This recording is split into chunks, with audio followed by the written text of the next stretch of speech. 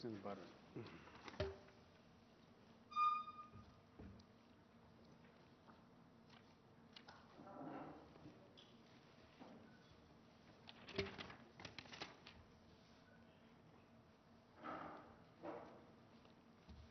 ఈ సెట్స్ ఇస్తే అయిపోతుంది మన వాళ్ళందరికీ ఎవరి దగ్గర ఈ సెట్స్ ఇవ్వమని అప్పుడు చాలా డిస్టర్బ్ అవుతుంది అందరికి ఇచ్చేయండి ముందే ఇచ్చేయండి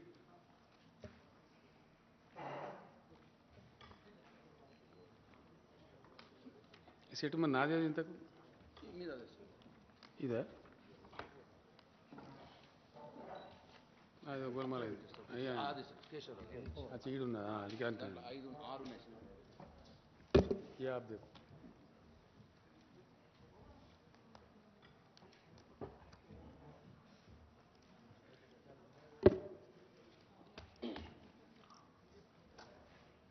नमस्ते नमस्ते बाबू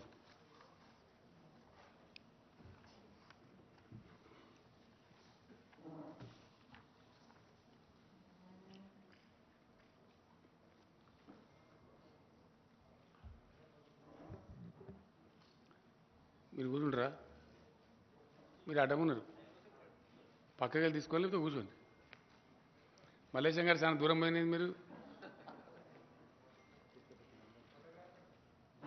జరగాలి ఐఎమ్ ఏ ట్రోల్ ఇచ్చిండ్రా బుక్ మీకు ఇప్పుడు ఇచ్చిండ్రా ఇది స్వాతి చతుర్వేది అని ఒక జర్నలిస్ట్ గారు రాసిండ్రు చెప్పిన నేను ఇది అదే మీరు చదవండి దీన్ని బట్టి భాగవతం ఏందో అర్థమవుతుంది ఇంకోటి ఉన్నది ఆ బుక్ కూడా తెప్పిస్తున్నాను మీకోసం నేను price of the Modi years అని ఆకార్ పటేల్ అంటే ఆయన రాసిండు ఇలా ఏమేమి జరిగింది ఎంత దేశం నష్టపోయింది అనేది ఈ బుక్ ఇట్లా చాలామంది రాస్తున్నారు ఇంకా అరవిందన్ సుబ్రహ్మణ్యం అని చెప్పి ఒక ఆయన ఇండియాస్ స్టాల్డ్ రైజ్ ఈయన economic adviser to government of India ఈ గవర్నమెంట్కే మోడీ గారి గవర్నమెంట్కి ఆయన రాసిండు దేశం ఎంత నాశనం అవుతుందనే దానికి ఇంత పెద్ద దొడ్డు బుక్కులు వస్తున్నాయి ఒకటేంటి కాదు ఇదంతా చరిత్ర దీన్ని అంతా కప్పిపుచ్చి గోల్మాల్ చేసి నోరు బలంతో హడాయించేసి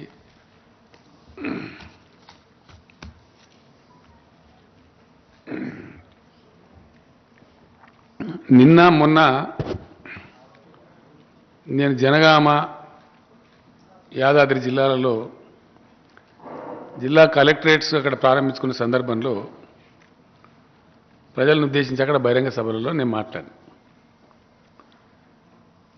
అక్కడ ఆ సభలో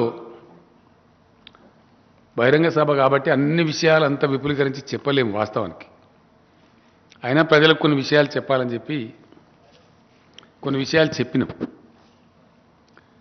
అందులో ముఖ్యంగా నేను చెప్పింది ఏంటంటే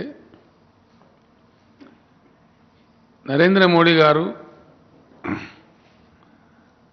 ఆయన చెప్పేది ఒకటి చేసేది ఒకటి ఉంటున్నది అబద్ధాలు చాలా ఎక్కువ చెప్తున్నారు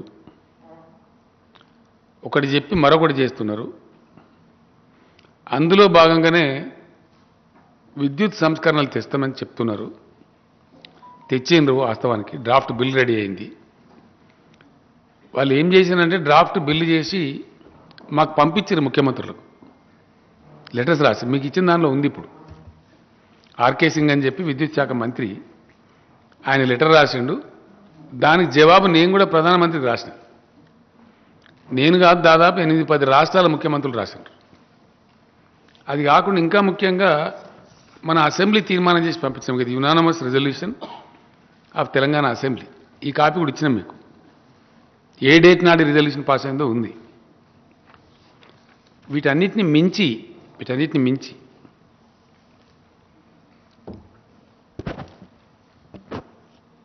మొన్న ప్రవేశపెట్టినటువంటి బడ్జెట్లో మొన్న పెట్టిరు కదా క్లియర్గా వాళ్ళ పాలసీ చెప్పిండ్రు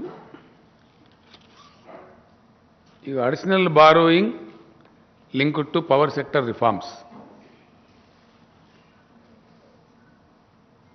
ఈ పార్లమెంట్లో వాళ్ళు పెట్టింది ఇది కేసీఆర్ స్టోరీ కాదు మీకు ఇచ్చిన సెట్స్లో కూడా ఉంది, క్లియర్గా ఉంది మీ దగ్గర, మీరు చూసుకోవచ్చు తర్వాత నిదానంగా.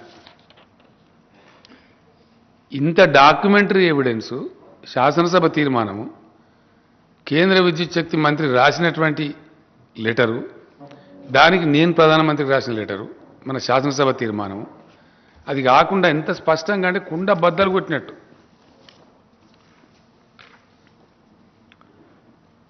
Further, the achievement in the agriculture sector is not satisfactory and requires attention on priority basis.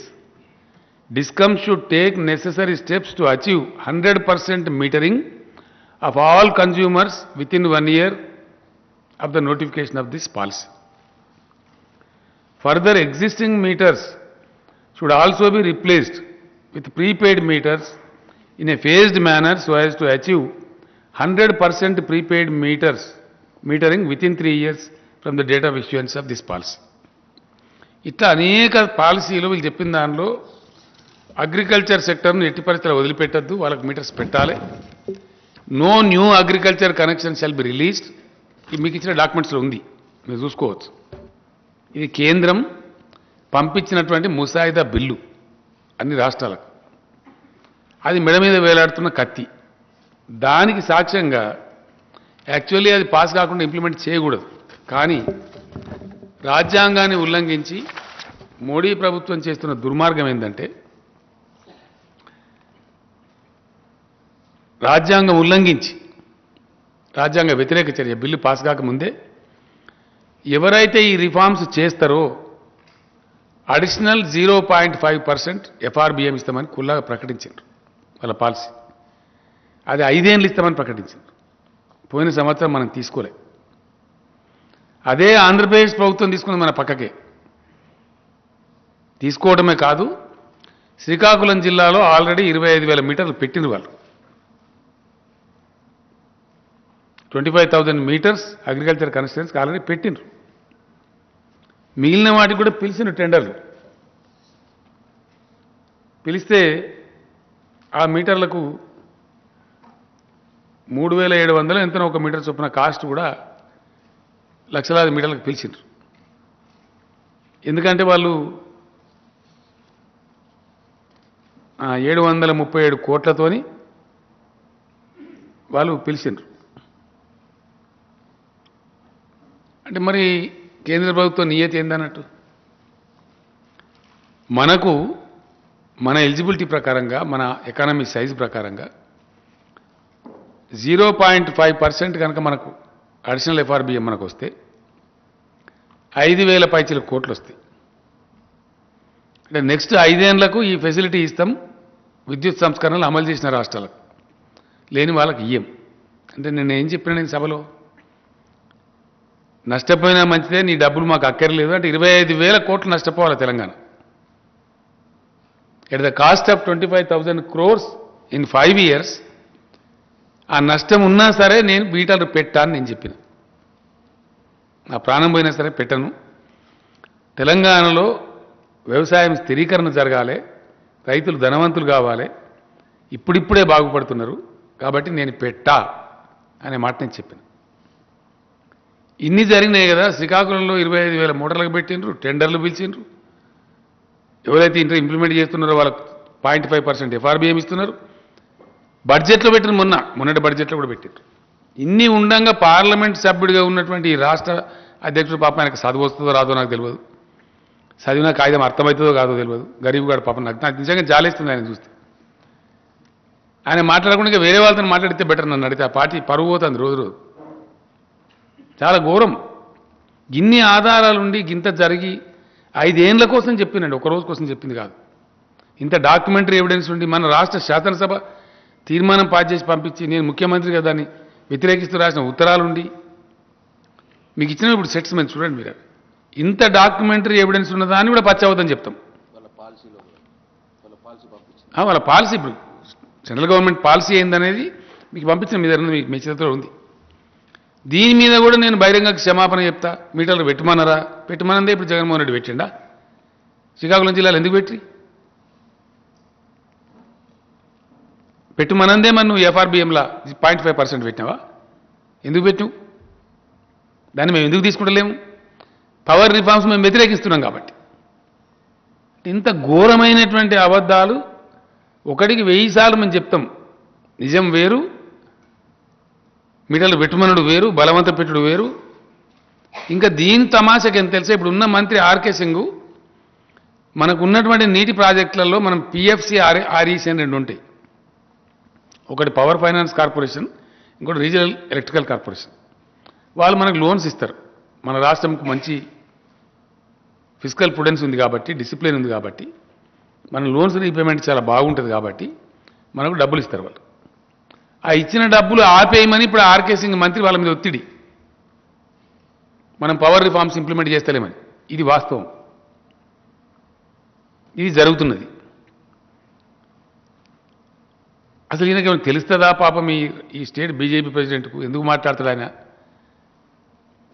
బహిరంగ క్షమాపణ వెంటనే వేడుకోవాలి ఆయన. మరి ఆయనకేమి? ఇప్పుడు మీరు రాస్తే తెల్లారి మీకు మొత్తం డాక్యుమెంట్ ఎవిడెన్స్ ఇచ్చిన మీకు ఇది ఏదో అబద్ధమండి. మీరు ఇప్పుడు ఆంధ్రప్రదేశ్ కూడా ఫోన్ చేయొచ్చు కదా, అడగచ్చు కదా. శ్రీకాకుళంలో పెట్టినారా 25,000 కనెక్షన్ అంటే మీకు తెలిసిపోతుంది కదా, మీ పేపర్ అక్కడ కూడా ఉంది. అనేది దాచిపెట్టేది కాదు కదా. ఫైనాన్స్ మినిస్టర్ ఇచ్చిన డాక్యుమెంట్ మీకు ఇచ్చినాం. 5 years కోసం ఎట్లా ఇస్తాం, ఏ ఇయర్కి ఎంత ఇస్తామని రాసి పెట్టినారు క్లియర్గా. అంటే దాని అర్థమైంది, ఒక రకంగా on behalf of the government of India రాజ్యాంగ ఉల్లంఘన, చట్టం పాస్ కాకముందే ఆ చట్టాన్ని ఎన్ఫోర్స్ చేయడం, ఇది పార్లమెంట్ని అవమానించడం, రాజ్యాంగాన్ని ఉల్లంఘించడం, దేశ ప్రజలను మోసం చేయడం. As a matter of fact ఇప్పుడు డ్రాఫ్ట్ బిల్గానే ఉంది. ఇగో ఇది జరిగే చరిత్ర. దీని మీద ఇంకా ఇప్పుడు చెప్తే బాధ అండి, అంటేనేమో బాధ. నేను ప్రధానమంత్రి గారిని గౌరవించి పైసలు ఇచ్చాడని ఆశపడి భగీరథ ఇనాగరేషన్ పిలిచాను. ఆడ సభలో ఆయన కూడా పచ్చవద్దని చెప్పిండు. పచ్చవద్దు మీకు వినిపిస్తానని ఇప్పుడు నా దగ్గర ఉన్నది. గజ్వేల్ సభలో ఆయన మాట్లాడిన స్పీచ్లో మీ దగ్గర రికార్డు ఉంటుంది కాబట్టి మీకు అంత బాధ కూడా అవసరం లేదు. 15th minute నుంచి స్టార్ట్ అవుతుంది అనేది.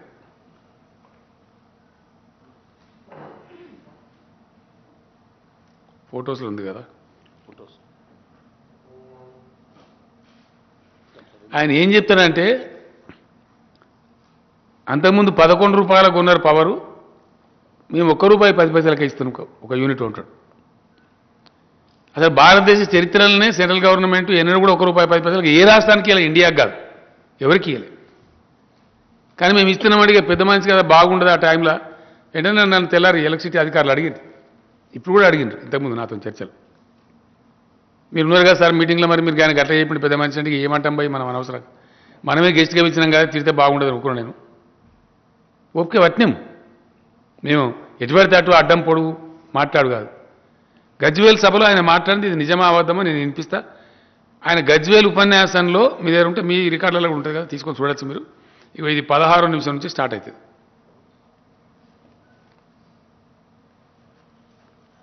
भारत सरकार और हमारे पीयूष गोयल जी और उनके मंत्रालय ने 2 साल में ऐसी स्थिति पैदा की है कि जो राज्य बिजली के कमी के कारण परेशान थे, ऐसे राज्यों को भी बिजली सरप्लस स्टेट बना दिया गया है। अगर इरादा नेक हो,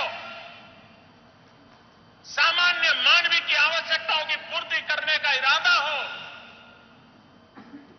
तो समस्याओं के समाधान भी निकल आते हैं। और अभी पीयूष जी मुझे बता रहे थे कि पहले अगर तेलंगाना को बिजली खरीदनी होती थी तो 1 यूनिट का करीब 11-11.5 रुपया लगता था। 1 यूनिट का 11-11.5 रुपया। भाइयों बहनों, आज भारत सरकार ने जिस प्रकार से बिजली में रिफॉर्म किए, बिजली के उत्पादन को बढ़ाया, ट्रांसमिशन लाइन में खर्चा किया, सारा संतुलित कारोबार किया, उसका परिणाम यह है कि आज समय पहले जो बिजली 1 यूनिट 11 साढ़े 11 रुपये में मिलती थी, आज अभी इसी तारीख 1 रुपया 10 पैसे में मिलती है। राज्य की खजाने के किताब। मैं हाथ जोड़ के पूछ रहा हूं मोदी जी,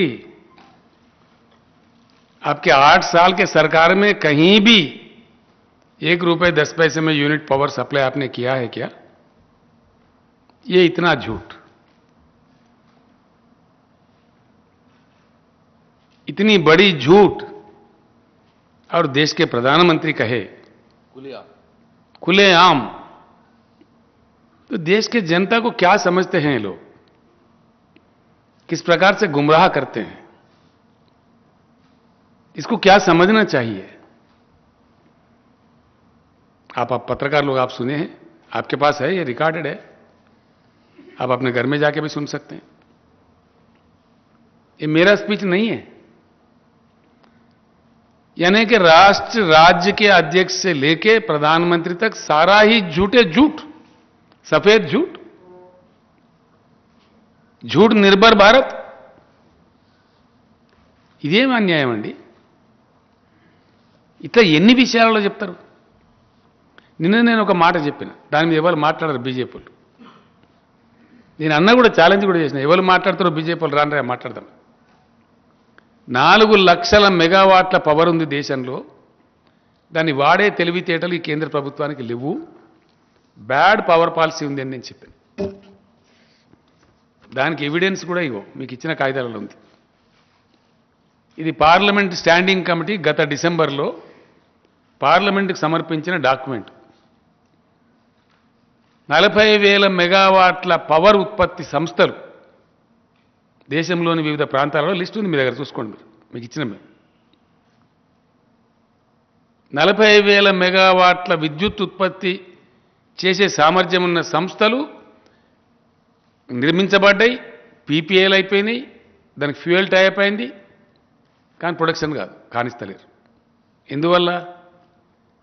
ఈ దేశం అవలంబించే ఒక దిక్కుమాలిన పవర్ పాలసీ వల్ల, బ్యాడ్ పవర్ పాలసీ వల్ల, చేతగాని కేంద్ర ప్రభుత్వం యొక్క దద్దమ్మ చర్యల వల్ల ఇట్లా ఉంటుందా? ఈ దేశంలో ఉండొచ్చునా? 60% దేశమేమో పవర్ కట్స్లో ఉంటుంది. 24 గంటల కరెంటు ఏ రాష్ట్రం లేరు, ఒక తెలంగాణ తప్ప. ఇది వాస్తవం. ఇది మాట్లాడితే దీని మీద మాట్లాడరు ఎవరు. ఇది నిజమా అబద్ధమండి? ఇది పార్లమెంట్ స్టాండింగ్ కమిటీ ఇచ్చింది, నేను ఇయ్యలే ఈ రిపోర్టు. ఎవరు ఇచ్చింది ఇది? ये भी झूठ है? कौन झूठ है? कितना गुमराह करेंगे लोगों को, कितने दिन करेंगे? तो ये है, ये भी आप लोगों को दिया मैंने, आप लोग देख लीजिए. तो इस प्रकार से अब यहां के राज्य के अध्यक्ष को क्या कहना है, आप लोग उनके साथ क्या कहेंगे? अब वो मैं उनको छोड़ देता हूं. इसलिए జాలి అనిపిస్తుంది పాపం అతనికి పెద్ద తెలిసినట్టు లేదు. అతను వేరే వాళ్ళతో మాట్లాడిపిస్తే మంచిది, గాసాన బాగా నాతో మాట్లాడతాడు. ఎందుకంటే నేను ఏది పిచ్చి మాటలు మాట్లాడను, అవసరం లేదు కదా, నాకు పిచ్చి మాటలు మాట్లాడే అక్కర నాకు లేదు, ఉన్నది ఉన్నట్టు మాట్లాడతాను. ఇంత దుర్మార్గంగా ప్రతి వాళ్ళు, ఆ పార్టీకి చెందిన ప్రతి వాళ్ళు ఇదే పద్ధతిలో ప్రతి విషయంలో చాలా దారుణమైనటువంటి అబద్ధాలు, మోసాలు, దేశాన్ని సర్వనాశనం చేస్తూ ఉన్నారు. ఎస్, 100%. చాలా భయంకరమైనటువంటి పరిస్థితి. ఇంకోటి దీనికంటే ఎక్కువ మీరు ఇంకోటి చూసుకోవచ్చు. ఇవన్నిటిని మించి మొత్తం అఖిల భారత విద్యుత్ సంస్థల ఉద్యోగ సంఘాలన్నీ ఒకటే సమావేశాలు పెట్టినాయి. మీకు తెలుసా విషయం? మన దగ్గర మింట్ కాంపౌండ్లో మన ఎలక్ట్రిసిటీ ఎంప్లాయీస్ కూడా ఉద్యమాలు, ధర్నాలు చేసిండ్రు. మీకు తెలుసా విషయం? రత్నాకర్ గారు కానీ, శివాజీ గారు కానీ మీరే పోయి వార్తలు వేసారు, ఫోటోలు తీసారు, టీవీలలో చూపించారు. కారణం ఏంది? మొత్తం విద్యుత్ రంగాన్ని ప్రైవేటీకరించి ఆల్రెడీ ఉత్పత్తి ఉన్న వాటిని పెట్టనీయకుండా చేసి ఆయన వాళ్ళ పార్టీకి చందాలు ఇచ్చేటోళ్ళు, వాళ్ళ పార్టీని జాదేటోళ్ళు, వాళ్ళకి ఎన్నికలకు డబ్బులు ఇచ్చేటోళ్లకు వేల కోట్ల రూపాయలు దిగమింగి వాళ్ళు పెట్టే సోలార్ విద్యుత్తును వీళ్ళు కొనన్నట్టు ఇప్పుడు అది చట్టం. దీనికి అందమైన పేరు చట్టం, విద్యుత్ సంస్కరణ. ఇదేనా సంస్కరణ ఈ దేశంలో? ఇంకా తమాషేం తెలుసా, మన తెలంగాణకు జల విద్యుత్ శక్తి అందుబాటులో ఉన్నదే కృష్ణా నది మీద ఎక్కువ ఉన్నది. మనకు నాగార్జున సాగర్, శ్రీశైలం, పులిచింతల, జూరాల 2500 మెగావాట్ల దాకా ఉంటుంది దగ్గర. గోదావరి మీద తక్కువ ఉంది, మనకు కృష్ణ మీద ఎక్కువ ఉంది. ఇంకా ఈ చట్టంలో ఏం చెప్తారు? ఈ దిక్కుమాలిన చట్టంలో వాళ్ళ బీజేపీ మిత్రులు పెట్టే 30-40 వేల మెగావాట్ల సోలార్ పవర్ ఏమో కొనన్నట మనం క్లీన్ ఎనర్జీ కింద. మనది క్లీన్ ఎనర్జీ అయినా మీ నాగార్జున సాగరు, మీ శ్రీశైలం ప్రొడ్యూస్ చేసే పవరు బంద్ పెట్టైనా సరే దీన్ని కొనాలి, కొనకపోతే మీకు ఫైన్ ఇస్తాం. ఇది చట్టం. అంటే అధికారం చేతిలో ఉందని మీ పెట్టుబడిదారుల యొక్క స్వార్థ ప్రయోజనాల కోసం ప్రజల ప్రయోజనాలు తాకట్టు పెడతారా? ఈ దేశ ప్రయోజనాలు తాకట్టు పెడతారా? అన్ని తప్పుడు ప్రచారాల మీద, అబద్ధాల మీద ఎన్ని రోజులు నడుపుతారు భారతదేశాన్ని? ఇది ఎంతవరకు సమంజసం? ఇవి వాస్తవాలు కావా? పెట్టండి, చర్చ పెట్టండి దీని మీద. ఒకటి గాలి మాటలు మాట్లాడు కాదు. ఇన్ని విషయాలు నేను చెప్తున్నాను కదా ఇప్పుడు. ఇవన్నీ అబద్ధమనేగా. మేము ఇచ్చేటి అన్ని నివేదికలు, standing committee reports, parliament reports, మంత్రుల ఉత్తరాలు, ప్రధానమంత్రికి నేను రాసిన ఉత్తరాలు, శాసనసభ తీర్మానాలు, శ్రీకాకుళంలో మిగిచిన బీటర్లు. శ్రీకాకుళంలో 25,000 మీటర్లు బిగించింది కూడా అబద్ధం ఉంటుందా? ఇవన్నీ జూటా. ఒక రాష్ట్ర అధ్యక్షుడే కరెక్ట్ అయ్యడా? సో ఇన్ని అబద్ధాలు చెప్పే వ్యక్తులను చీల్చి చెండాడే బాధ్యత మా మీడియా మిత్రుల మీద ఉన్నది. దయచేసి ఇక మీరు ఏం చేస్తారో ఇప్పుడు చూడాలి. అంతే కదా. ఇంత అన్యాయాలు మానండి. ఈ దేశం ఇచ్చిన నాశనం కానే? ఎందుకు నాశనం కానియాలా? ఎవరి కోసం నాశనం కానియాలా? ఏ ప్రయోజనాలు ఆశించి? చాలా ఉంది ఇంకా కథ. భాగవతం భయంకరంగా ఉంది. దేశం ఉండదు. రాసి పెట్టుకోండి మీరు. నేను దుఃఖంతో చెప్తాను ఈ మాట, బాధతో చెప్తాను. ఎందువల్ల? అన్ని రంగాలలో సర్వనాశనం. ప్రతి రంగంలో అన్ని పిచ్చబద్దాలు, పచ్చబద్దాలు. ఈడ చెప్పుడు కాదండి, విదేశాలలో పోయి చెప్పుడు. ఇదో కథ, సిగ్గుపోతుంది. చాలా ఘోరమైనటువంటి అబద్ధాలు. 2025 వరకు 5 ట్రిలియన్ ఎకానమీ చేస్తాం. ఇంతకన్నా దిక్కుమాలిన దందా ఉంటుందా? అది చంద్రయాన్ మీద పోయిన దాంతో సమానం అంటారు. ఇక మనం కూడా చంద్రమండలం మీద దిగినట్టు అనుకోవాలి. ఇంత పచ్చవద్దమా? అది నీ ప్రగతే? అది మామూలు ఊర్లలో వడ్డీకి ఇచ్చే వ్యాపారిని అడిగినా చెప్తాడు ఆ లెక్క. దానికి ప్రధానమంత్రి అవసరం లేదు, ఈ ఆర్థిక మంత్రి అవసరం లేదు. మనీ కాంపౌండింగ్లో ఉండేటువంటి కమాలది. సర్వసాధారణంగా 12% గ్రోత్ ఉంటే 6 ఏళ్లలో డబుల్ అవుతుందండి కంట్రీ ఎకానమీ. అదే 11% ఉంటే 7 ఏళ్లలో డబుల్ అవుతుంది. దానికి నరేంద్ర మోడీ, నిర్మలా సీతారామన్, మలే ఎవరు అవసరం లేదు. బట్టి వడ్డీ వ్యాపారం చెప్పే లెక్క అది. ఈ మాట కఠోరమైన వాస్తవం. Taking India to 5 trillion economy by 2025, we doesn't require a prime minister there. We doesn't require a finance minister. An ordinary clerk can account for it. There is nothing great about it. Is it not a fact? You ask any economist. It's a hard fact. And you are chasing away the country by making false propaganda. How long you will do that? What is the extra mile you are taking? What is the extra effort you are putting in? Nothing. If you are able to do, if you have innovative skills, if you are a dynamic government, please do something like China, in the line of Mr. Deng Xiaoping. Please do something in line of Mr. Lee Kuan Yew of Singapore. That is something great, not 5 trillion economy. किसको पागल बनाने की ये चक्कर है? ये बात मैंने ही नहीं, మీరు తీసుకొని చూడండి, మీకు రాజ్యసభ స్పీచ్లు కొడితే వస్తుంది. నిన్న మొన్న అయింది కదా. ఎగ్జాక్ట్గా నేను చెప్పిన విషయాన్ని చిదంబరం గారు కూడా చెప్పింది రాజ్యసభలో. సేమ్ ఇదే విషయం చెప్పింది ఆయన. మా కేశవరావు గారు వీళ్ళంతా ఉన్నారు అక్కడ. నేనేదైతే చెప్పినా అదే విషయం చెప్పింది. అంటే అన్నీ గోల్మాల్ మాటలు చెప్పి అబద్ధాలు చెప్పి ఇవన్నీ మీరు వంచదలుచుకున్నారు ఈ దేశాన్ని. నేను అందుకే అంటున్నా, వీళ్ళను తరిమి కొట్టకపోతే దేశం నాశనం అవుతుంది. నేను నిందలు పెట్టేది ఏదో అక్కస్తోనో ఇంకోటి దాంతో అంటలేను. నేను I'm a very senior political leader. I waited for 8 long years. Last time కూడా నేను మీకు చెప్పిన 8వ సంవత్సరం అంటే 80% of the time given to mister Modi is over. 8th year budget పెట్టేసింది ఆయన. ఇంకేం చెప్తాడు? 9th year 10th yearకి ఏమిటో ఏం లేదు. ఆయన నియతి ఏందో, ఆయన ఆలోచన సరళేందో బయటపడిపోయింది. ఇంకా లాభం లేదు. ఇంకా ఈ గొప్పతనానికి మన దగ్గర ఒక ఆయన కిషన్ రెడ్డి గారని మంత్రి ఉన్నాడు. ఆయన నా మిత్రుడే, నాకు గౌరవం. నాకు వ్యక్తిగతంగా ఆయనతో నేను పంచాయతీ లేదు. కానీ ఆయన కూడా పాపం గట్లా మాట్లాడు ధర్మం కాదు ఆయనకు. బడ్జెట్ నడని నేను అర్థం చేసుకోలేదట. నేను ఈయనకి ఏమర్థమైందో ఈ మహాత్మునికి నాకు అర్థం కాక మీరే రాసిన పేపర్లలో నాకు సరిగా అవగాహన చేసుకోకుండా మాట్లాడేమాట. ఏది అవగాహన చేసుకోలేదా మేము? నాకు అర్థం కాదు. ఏది అబద్ధమండి? 34,900 కోట్లు ఎరువుల సబ్సిడీ దక్కించింది అబద్ధమా కిషన్ రెడ్డి గారు? ఆహార సబ్సిడీని 65,000 కోట్లు తగ్గించింది అబద్ధమా?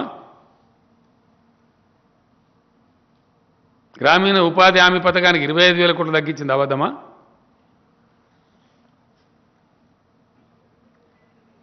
ఎరువుల సబ్సిడీలు దక్కించింది అబద్ధమా? మాకెందుకు అర్థం కాలేదు? మాకు అర్థమై ఉన్నది చెప్పినాం, నీ రంగు బయట పెట్టినాం. నీకు అర్థం కాలే.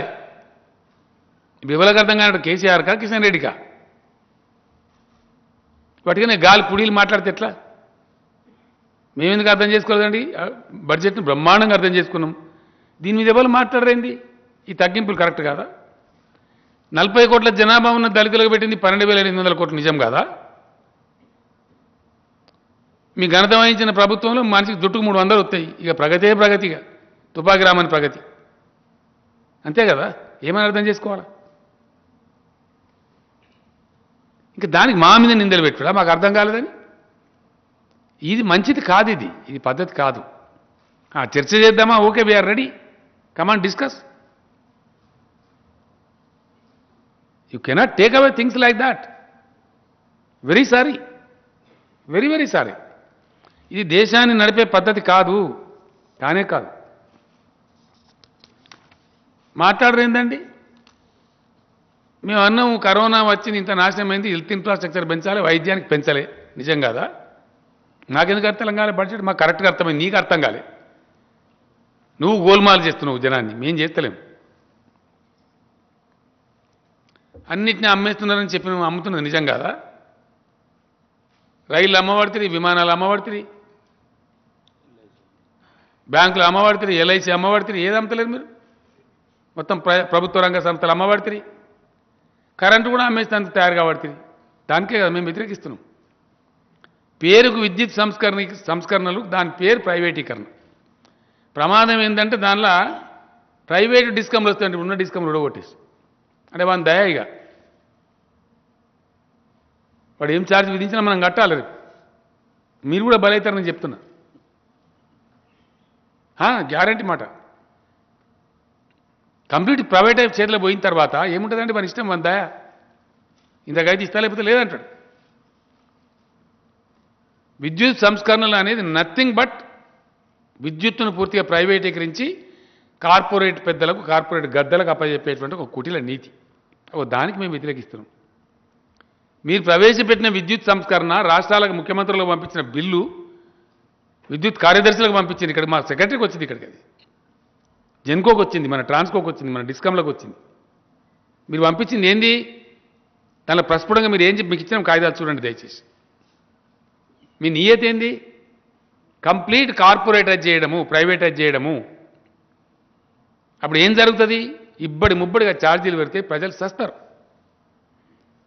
The so-called proposed power reforms is nothing but it is a conspiracy to corporatize the entire power sector of the country, which is not good for the country. Why I say like this?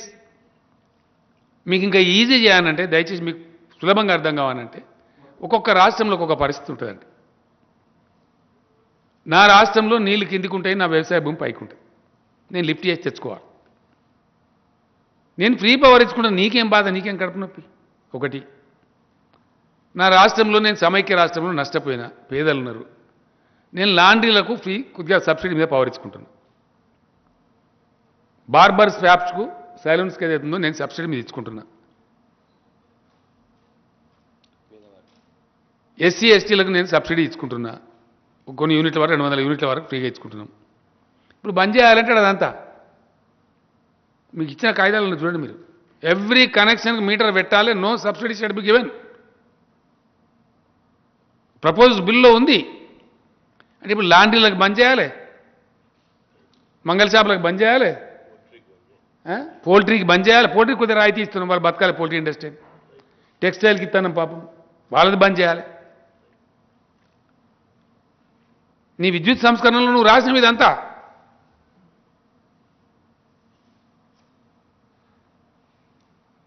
చదవండి, మీకు ఇచ్చిన కాగితాలను దయచేసి. ఇది పరిస్థితి. అనేక మందికి ఇస్తున్నాం, దాని మీద అసలు మాట్లాడేది లేదు. మాకేదో అర్థం కానట్టు, మీకు అర్థం కాలేదు, మీకు ఇది కాలేదు అని అడ్డం పొడుగు మాట్లాడు, పిచ్చి పిచ్చి మాట్లాడు. ఇది సరైన పద్ధతి కాదు. బడ్జెట్ మీద మాకు అవగాహన లేక మాట్లాడిన కిషన్ రెడ్డి గారు, అవగాహన నీకు లేకపోతే నువ్వు చేసుకునే ప్రయత్నం చేయి, మాకు అవగాహన లేదు అనేటువంటి మాట దయచేసి మీరు అట్లా మాట్లాడు సమంజసం కాదు అని నేను చెప్తాను. పద్ధతి కాదు అది. ఇప్పుడు నేను మర్యాద చెప్తున్నా, మలజాబాకు మాత్రం చాలా హార్ష్గా చెప్పాల్సి వస్తుంది, జాగ్రత్త. లెక్కలుగా ఉన్నొక మంత్రి కేంద్రంకి వెళ్ళి మా రాష్ట్రం నుంచి అని మర్యాద పాటించి చెప్తున్నాను.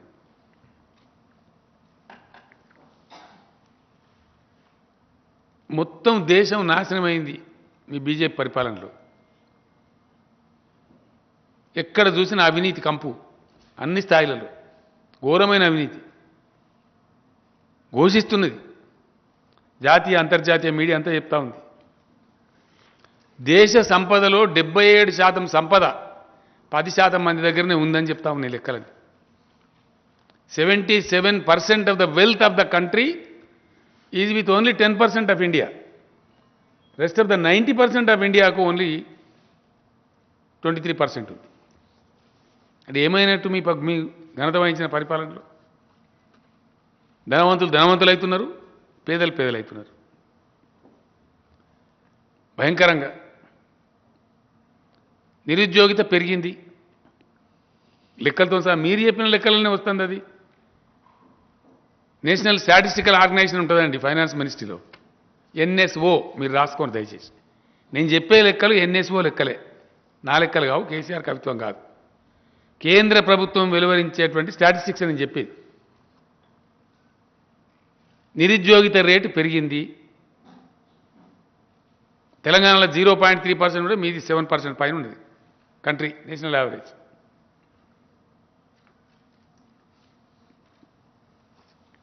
హంగర్ ఇండెక్స్లో 101 స్థానానికి పోయింది. 16 లక్షల పరిశ్రమలు మూతపడ్డాయి. దేశంలో ఉండే కరెంటు వాడే పరిస్థితి లేదు.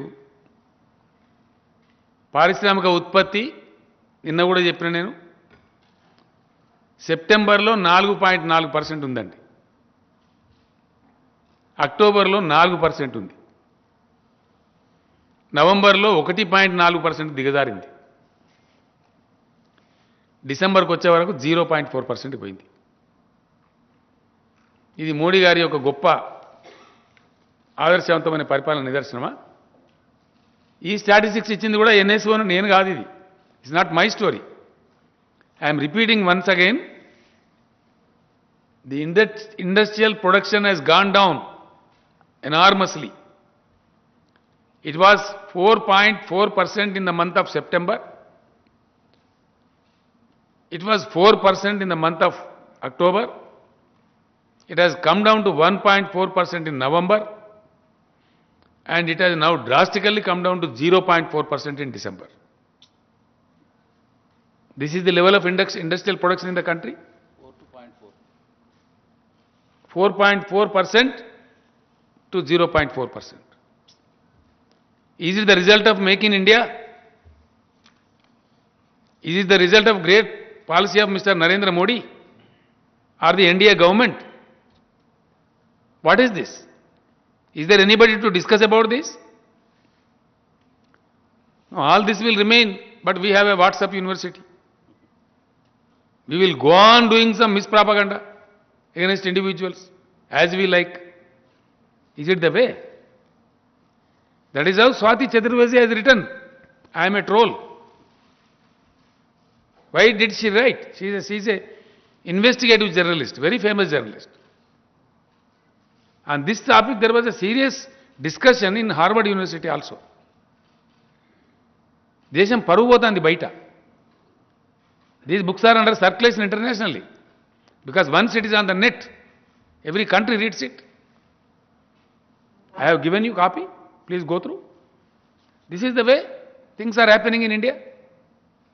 This is the mispropaganda against the political opponents, against the political parties.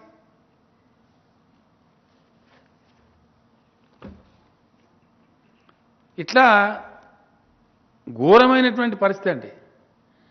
బ్యాంకులను లూటీ చేసే దొంగలు, గజ దొంగలు, రైతులకు మీటర్ పెట్టాలి, ముక్కు విండి వసూలు చేయాలి, దానికి విద్యుత్ సంస్కరణ అందమైన పేరు పెట్టాలి, లాండ్రీలకు సబ్సిడీ బంద్ చేయాలి, మంగళ షాపులకు సబ్సిడీ బంద్ చేయాలి,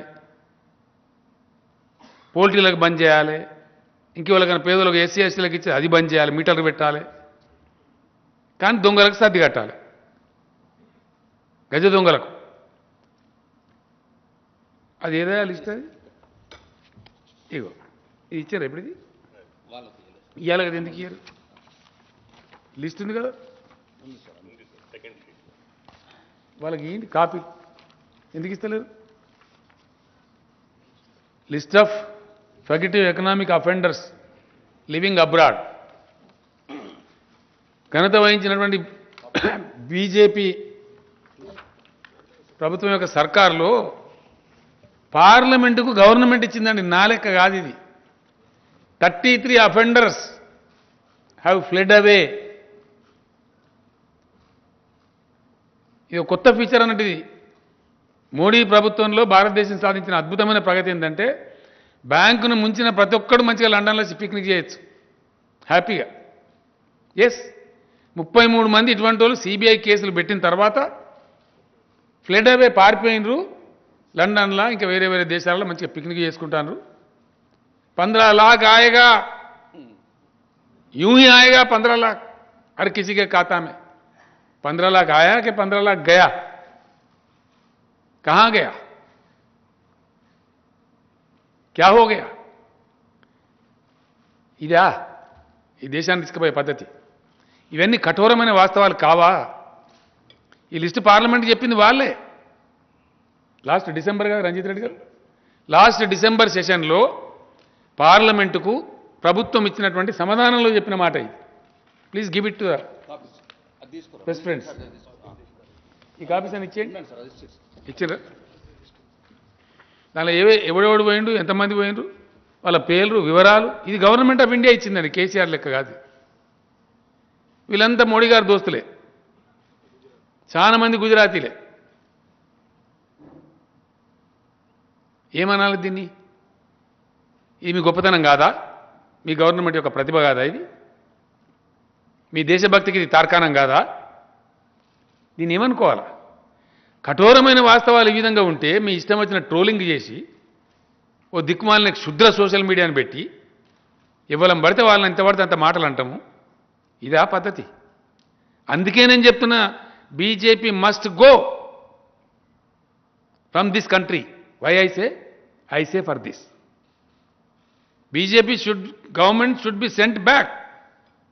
Why? But for all these sins.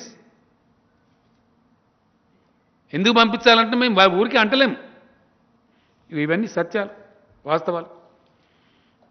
Vijay Mallya, Nirav Modi, social Modi, Lalit Modi, Mohul Chokshi, Nitin సందేశరావుల పేర్లు ఏంటి తమాషా పేర్లు అవన్నీ మీకు ఇచ్చినాం. ఇది ఇది మీ ఘనత కాదా? దీని మీద మాట్లాడాలి వాళ్ళని మొగోడు మాట్లాడితే ఇవన్నీ విడిచిపెట్టి నన్ను జైలుకి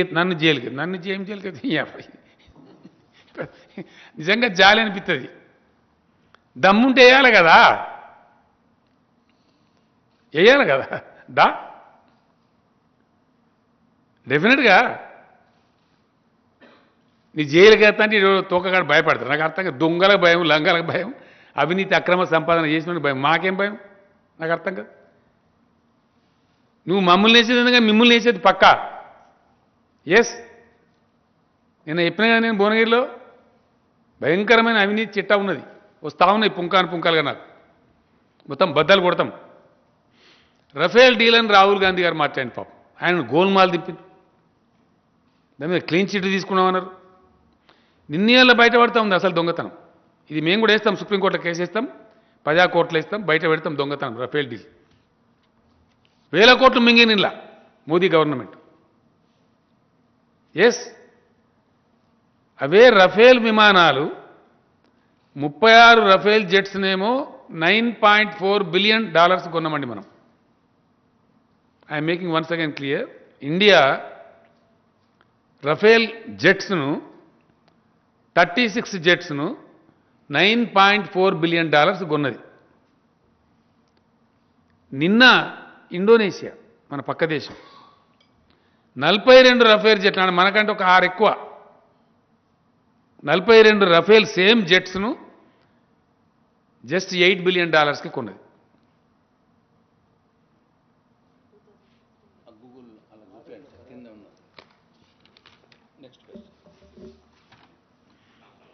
ఇదేనా?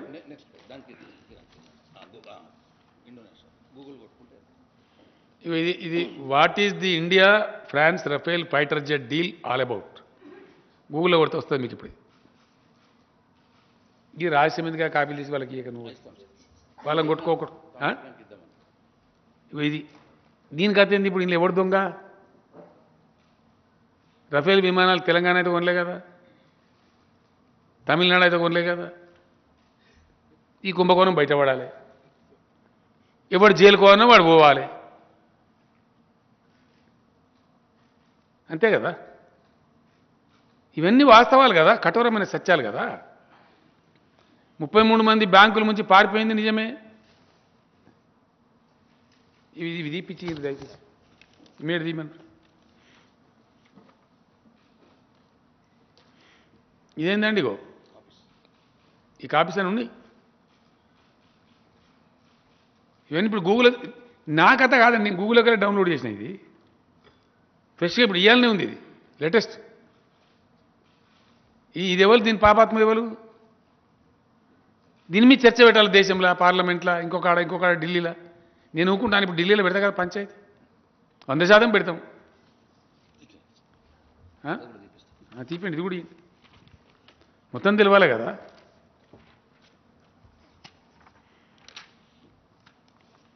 ఇట్లా ప్రతిపక్షాల పట్ల అసహన వైఖరి, ఓడిపోతే ఓటమిని అంగీకరించం, ఒప్పుకోం, గోల్మాలు దింపుతాం, పరేషాన్ చేస్తాం. అవేంటి దాని పేరు? ఈడీ పెడతాం,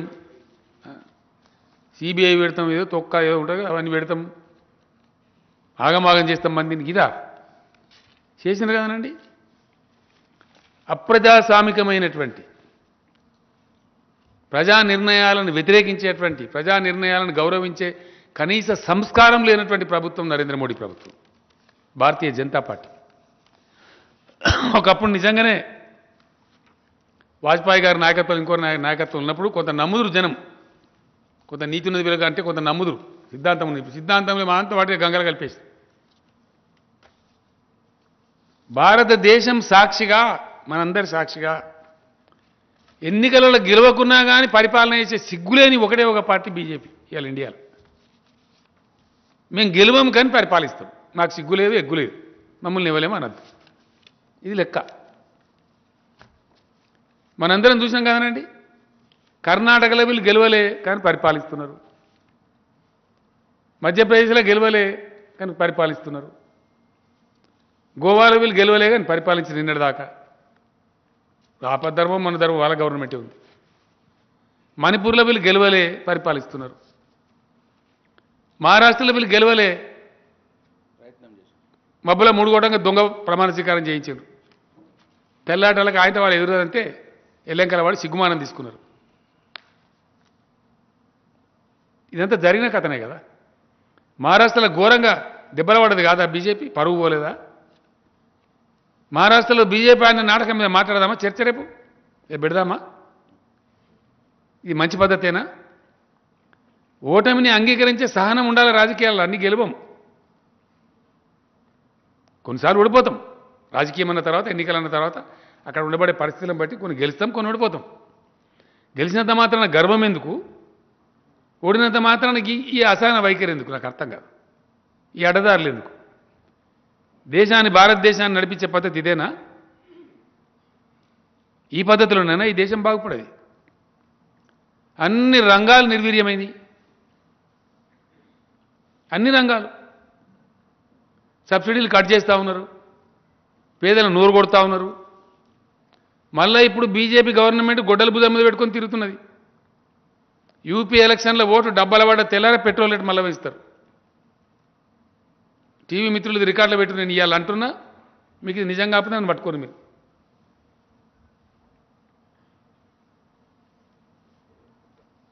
ఇట్లా totally undemocratic policy of the NDA government led by Mr. Modi.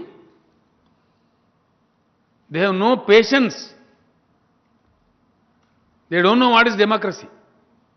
लोकतंत्र का कोई मान्यता नहीं है इनके पास, कोई मर्यादा नहीं है, कोई मर्यादा नहीं है, कोई इज्जत नहीं है.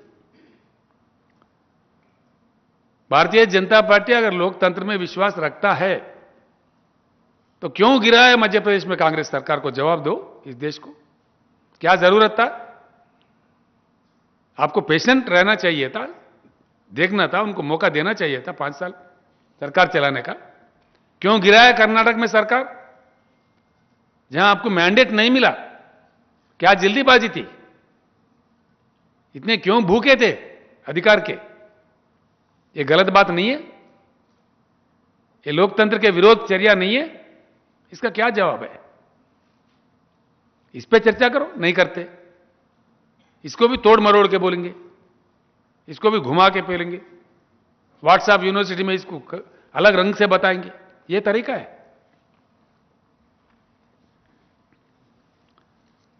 कोई एक चीज में ना इनका फाइनेंशियल पॉलिसी करेक्ट है.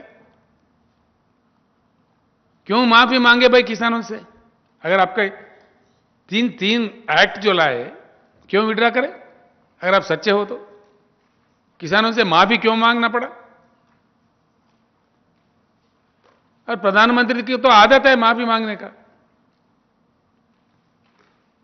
जब वो प्रधानमंत्री बनना चाह रहे थे, लोगों ने पूछा उनको गोधरा कांड के बारे में, अगर आप प्रधानमंत्री बनोगे तो देश में ऐसे ही करोगे क्या? तो उन्होंने मुसलमानों से माफी मांगा.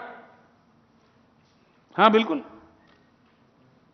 मुसलमानों से माफी, मैं देश के मुसलमान भाइयों से माफी मांगता हूं, यह कभी दोहराया नहीं जाएगा, ऐसा नहीं होगा, ये मेरा आश्वासन है. ये मोदी जी ने कहा. अब फिर किसानों से माफी मांग लिया. अब लगता है देश के प्रधानमंत्री माफी के सौदागर है. क्या समझना चाहिए?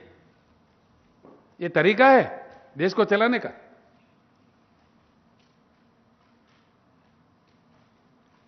फिर अभी बीजेपी के लोग कह रहे हैं कि भाई काली चुनाव था, हमने इसको बंद रखा है, फिर से लाएंगे.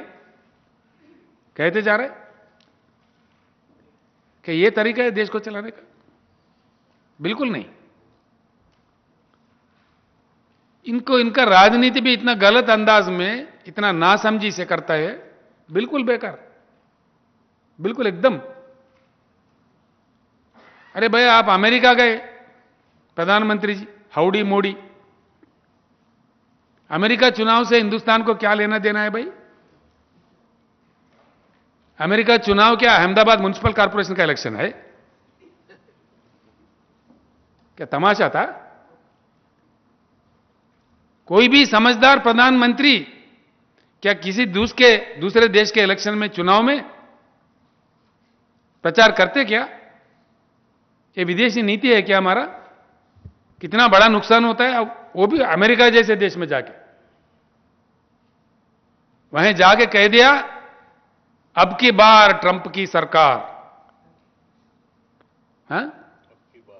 अब की बार ट्रंप की सरकार। It's a total strategic mistake of mister Narendra Modi and this BJP government. It's a rubbish. सुनिए आप लोग वो क्या कह रहे थे।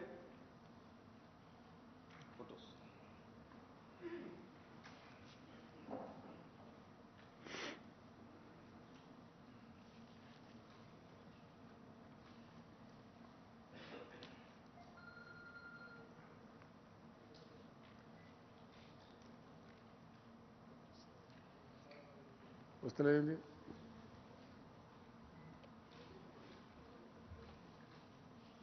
अब मैं सुनाऊंगा आपको। सारा दुनिया सुना, आप भी सुने। आप होस्टारन कोड़ते మీకు నెట్లో కూడా వచ్చేస్తుంది। నరేంద్ర మోడీ స్పీచ్ నేను హోస్టన్ హౌడీ మోడీ ప్రోగ్రామ్ అంటే వచ్చేస్తుంది మీకు। ఆయన ఓపెన్గా చెప్పిండు, కానీ ఏమైంది? సౌండే లేదు సార్, సౌండ్ మళ్ళీ పోయింది।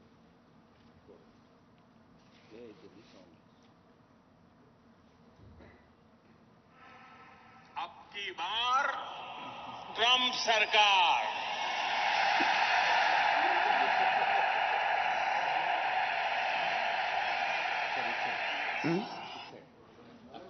మళ్ళా పెడదాం।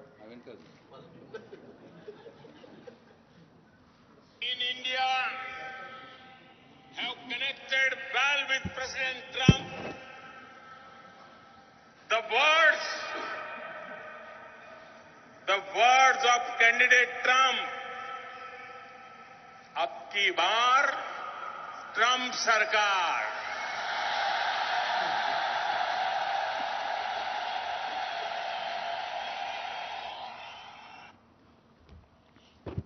Is it not a strategic mistake of a prime minister of a country? अब क्या हुआ? चुनाव हो गया, वहां सरकार पलटी खा गए।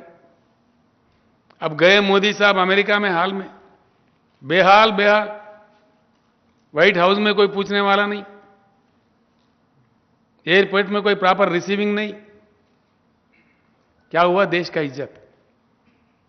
ये तरीका है अमेरिका देश का चुनाव? क्या अहमदाबाद म्युनिसिपल कॉर्पोरेशन का चुनाव है?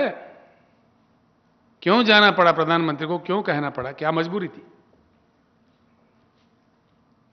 ये है भाजपा का नीति, और इसके लिए हमको जय जयकार करना चाहिए। ऐसे हजारों चीजें हैं, हजारों, जो हम इस देश के सामने रखेंगे। हजारों, एक नहीं, दो नहीं। सबसे बड़ी बात, बड़ी दुख की बात, बहुत दुख की बात, जिस प्रकार का लैंग्वेज ये लोग इस्तेमाल करते हैं।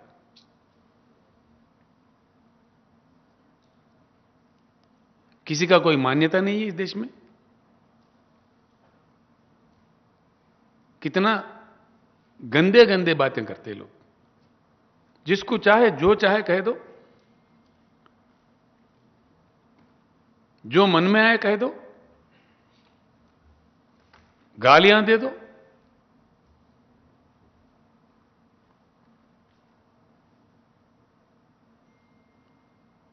मैं कल कह रहा था, आज भी कह रहा हूं, इस देश के युवा से खास तौर पर, ये कल का इंडिया आपका इंडिया है। मेरे युवा मित्रों, मेरे भाइयों, मेरे बुद्धिजीवियों,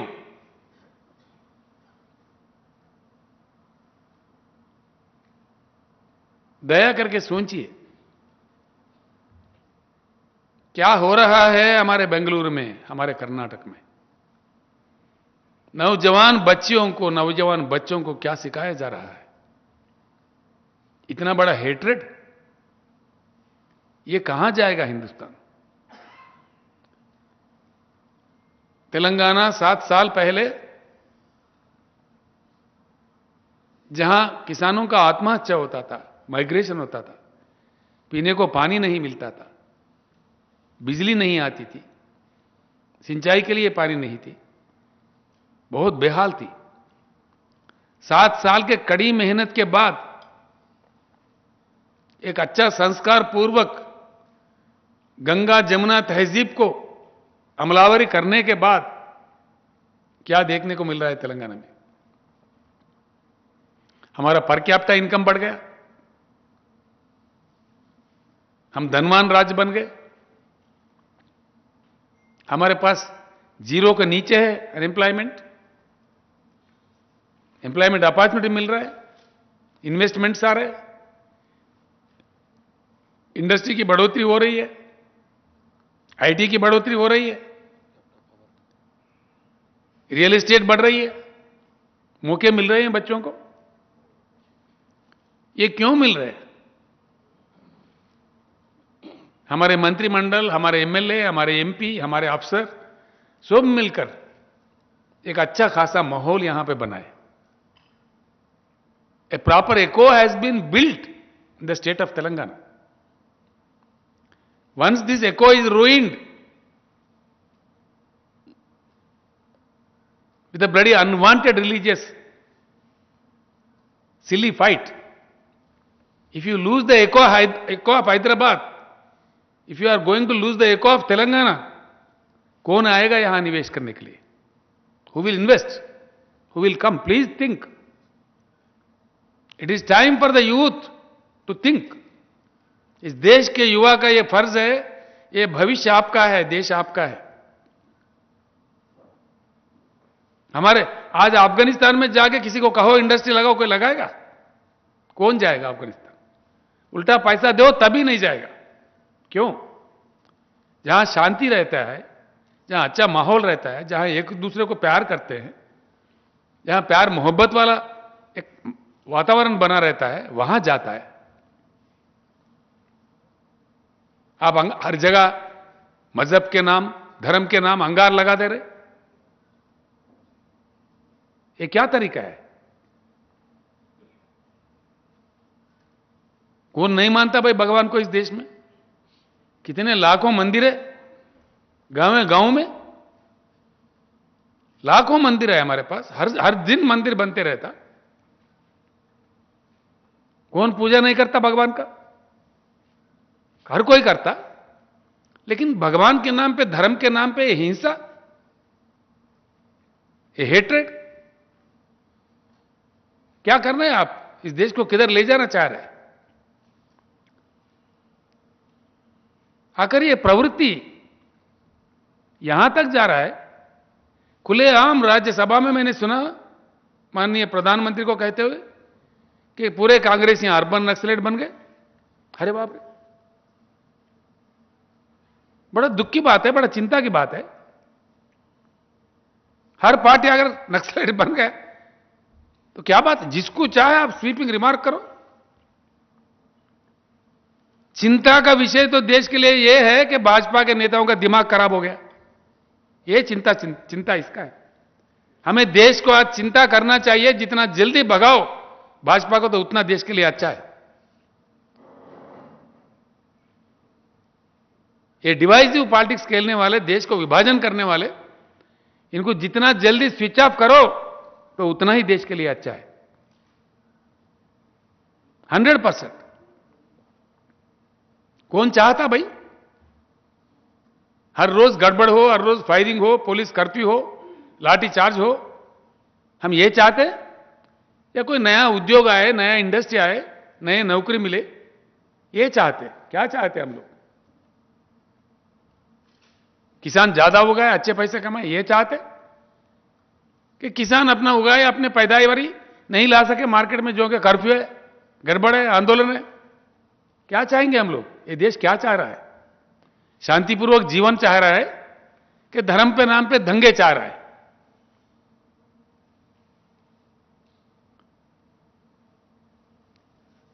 आखिर यहां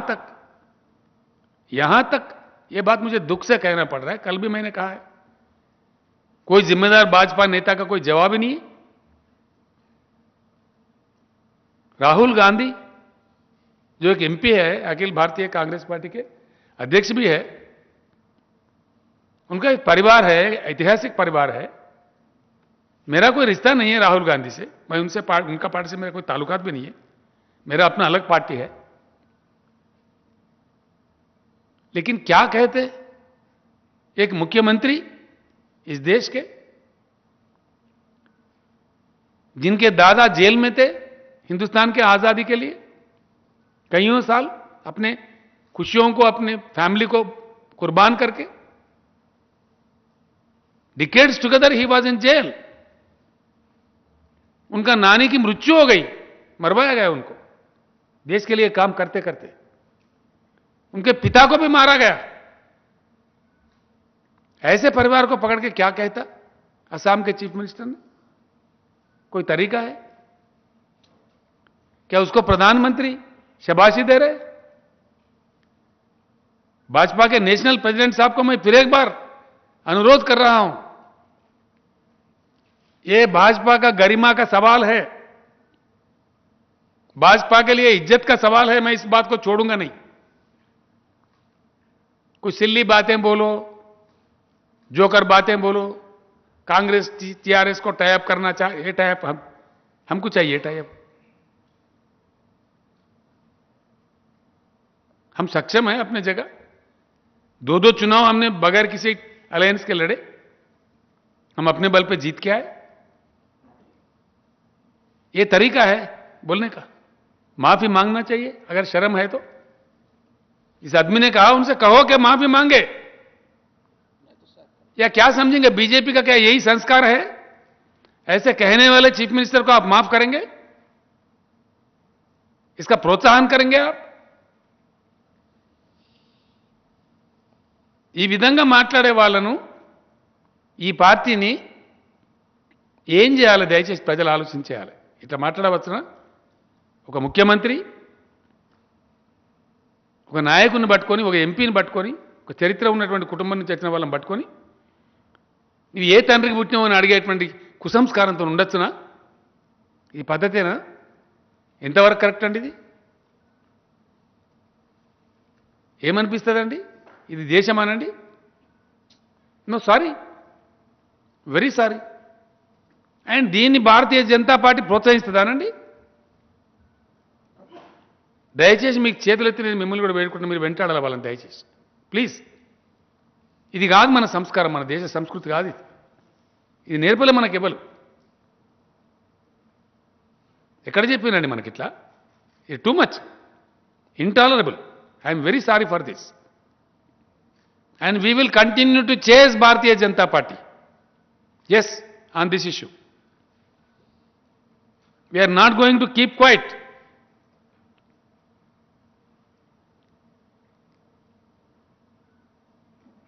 इससे साफ मालूम हो जाएगा देश को कि भारतीय जनता पार्टी का संस्कार क्या है, कैसे लोगों को ये प्रोत्साहन करते हैं, दूसरों को किस प्रकार का गाली गलौज देते हैं. कहो साफ, अगर आपका वही संस्कार है तो कह दो, जनता फैसला दे देगा. ये बड़ी दुख की बात है, बड़ी चिंता की बात है. चिंता तो इस बात पे है, चिंता करना चाहिए देश को, देश में मंथन होना चाहिए. देश के जनता होशियार होके दूध का दूध, पानी का पानी करना चाहिए. देश के भलाई अगर चाहता है, इस देश को बरकरार रखना है, हिंदुस्तान को एकत्रित रखना है, हिंदुस्तान को विकास की तरफ ले जाना है, एक नई उमंग से, नई सोच से, एक नया दिशा में चलना चाहिए हमको. इनके चक्कर से बाहर आना चाहिए, ये जरूरी है. इस देश के माहौल के लिए, जो माहौल अच्छा माहौल है यहां पे, शांतिपूर्वक, प्रेम पूर्वक, उसको बनाए रखने के लिए देश के युवा सबसे पहले कमर कसीटना चाहिए. युवा को निकलना चाहिए, इनके गरेब में, इनके चक्कर में नहीं आना चाहिए. ये कहां ले जाएगा? क्या नतीजा होगा? इसका रिजल्ट क्या होगा?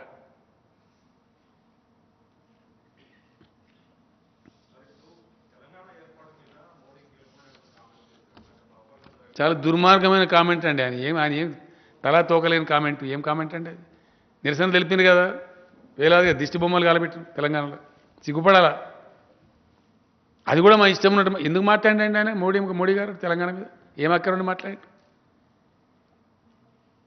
8 ఏళ్ల కింద పాస్ అయిన బిల్లును పట్టుకోనికి ఇప్పుడు ఎందుకండి ఆయనకు పనికి మాలిద్దా సమస్యలు పరిష్కారం చేసింది లేదు తెలంగాణకు సాయం చేసింది లేదు అటు ఆంధ్రకు సాయం చేసింది లేదు ఏం లేదు అంతా పట్టిదే సార్ యాదాద్రి ప్రారంభోత్సవానికి మోడీ గారిని ఆహ్వానిస్తారా ఆలోచించుదాం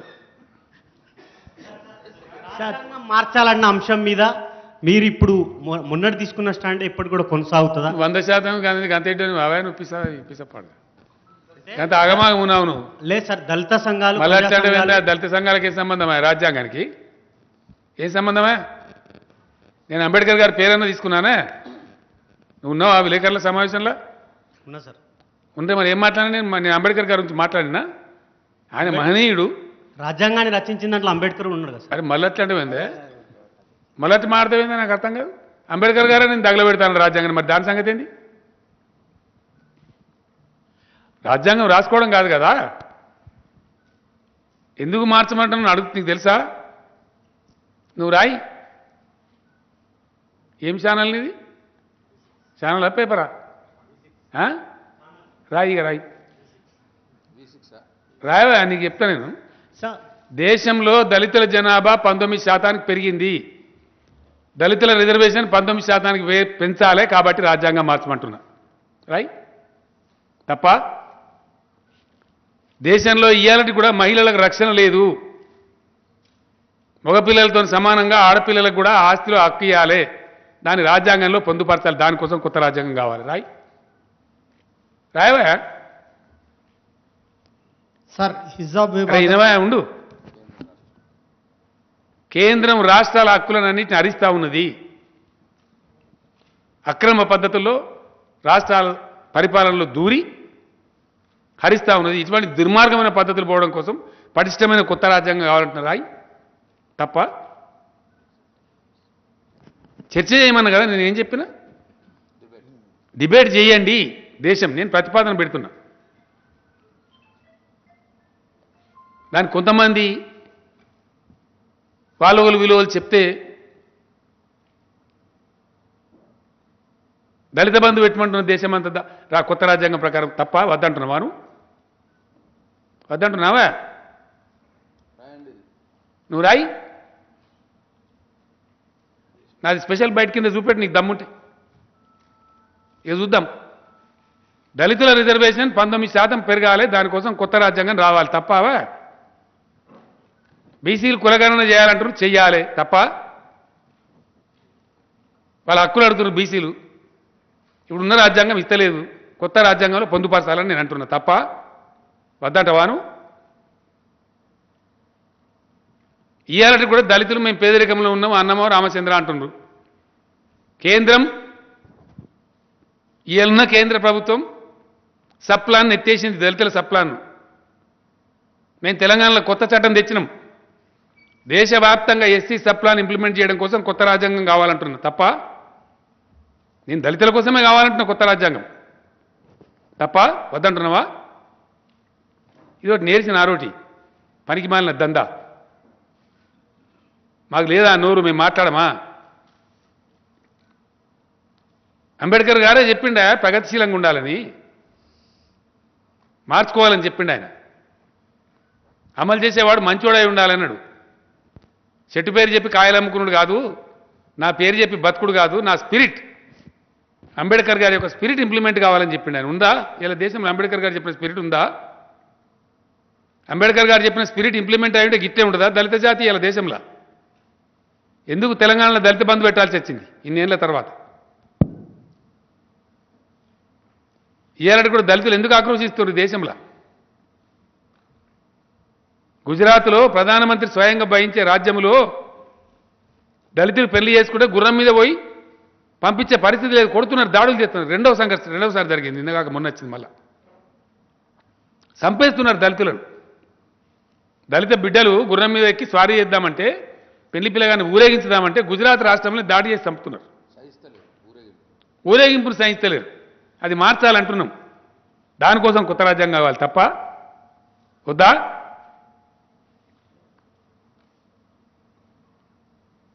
అందరికి రక్షణ ఉండాలి, దేశంలో అందరికి సమాన హక్కులు ఉండాలి, అందరికి సమాన బాధ్యతలు ఉండాలి. 77% సంపద 10% మంది దగ్గర కాదు. 77% సంపద 90% మంది దగ్గర ఉండాలని రాజ్యాంగం కావాలంటే తప్ప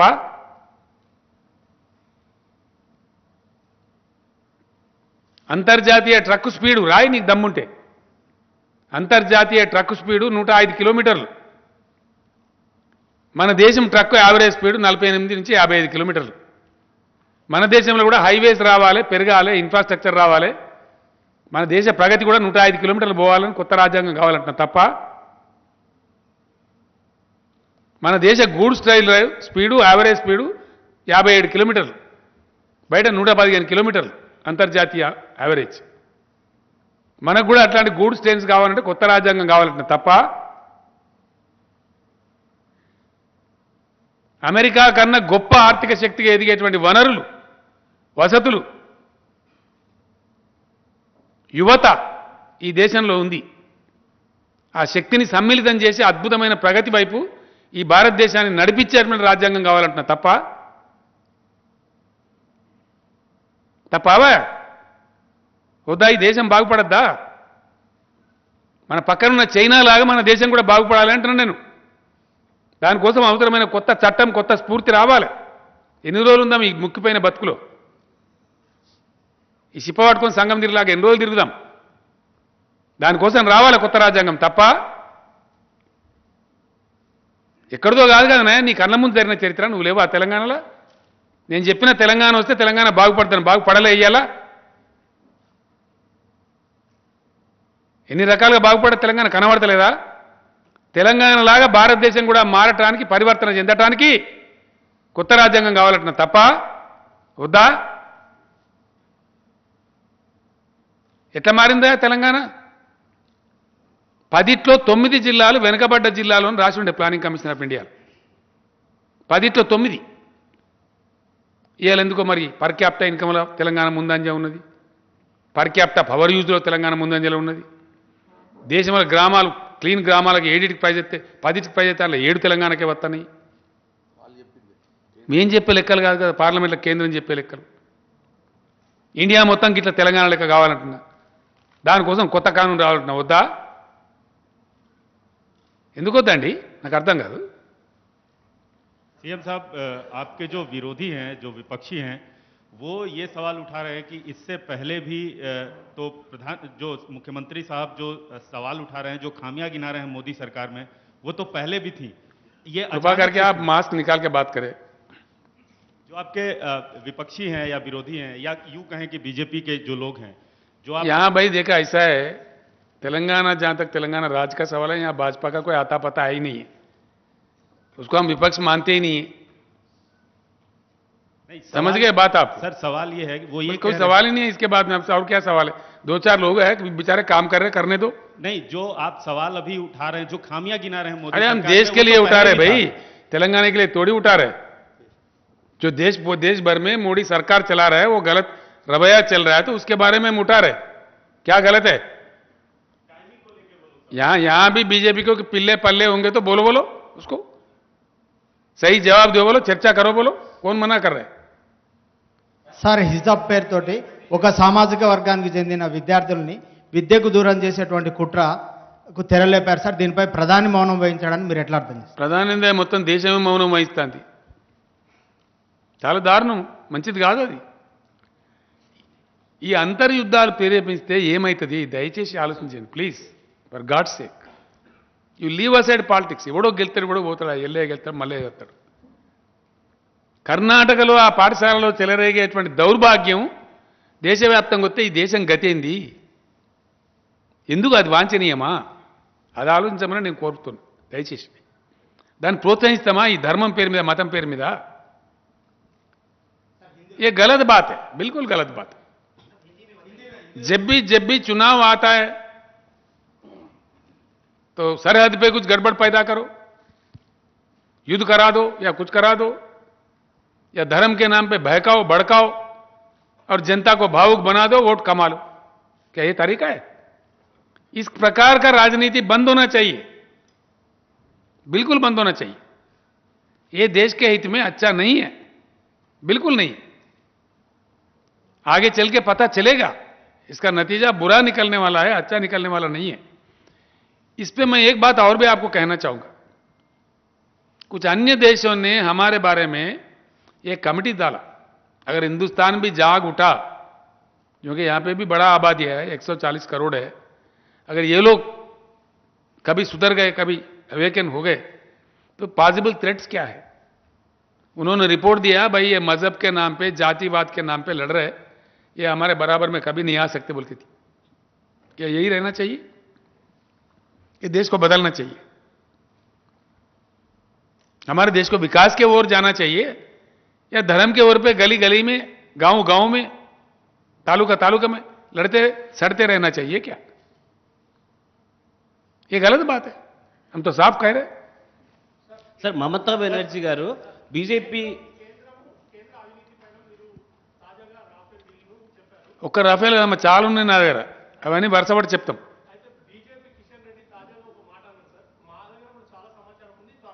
ఇవ్వవద్దన్నారండి. Most welcome, most welcome. మేము 100% చెప్తున్నాం కదా, మోస్ట్ వెల్కమ్. నీ సమాచారం కాకపోతే నువ్వు దునియా చేసుకో, నువ్వు పిల్లి మొగ్గలు వేసుకో, ఇవ్వలేద్దంటుండే. మేము కూడా పవిత్రంగా ఉండాలని కోరుకుంటాం కదా. 100% సార్ బంగారం కాక తేలితే కదనా నిజమైన బంగారం మీద, సొక్కం బంగారం మీద తేలేది. రావాలా, 100% రావాలా. సార్ మేము మీలాగా కాదు బాబు, అట్లా కాదు. మేము మీతో భ్రాంతిల భ్రమలో ఉన్నారు. 100% ఎస్, వీఆర్ ప్యూర్. మాకు అట్లా లేవు అక్రమాలు బక్రమాలు, మాకు అని పిచ్చి పిచ్చి కథలు మాకు లేవు. మేము అట్లా బ్రతకలేం. Yes, we are upright. Sir Assam పశ్చిమ బెంగాల్లో గవర్నర్ వైఖరికి నిరసనగా మమతా బెనర్జీ బీజేపీయేతర సీఎంల మీటింగ్ పెడతామని కొద్దిసేపటి క్రితమే స్టాలిన్కి కాల్ చేశారు. నేనేమంటున్నా అంటే గవర్నర్ల వ్యవస్థనే మంచిగా పనిచేస్తలేదని చెప్పి సర్కారీ కమిషన్ కానీ మరొకరు కానీ ఘోరంగా చెప్పిండ్రు.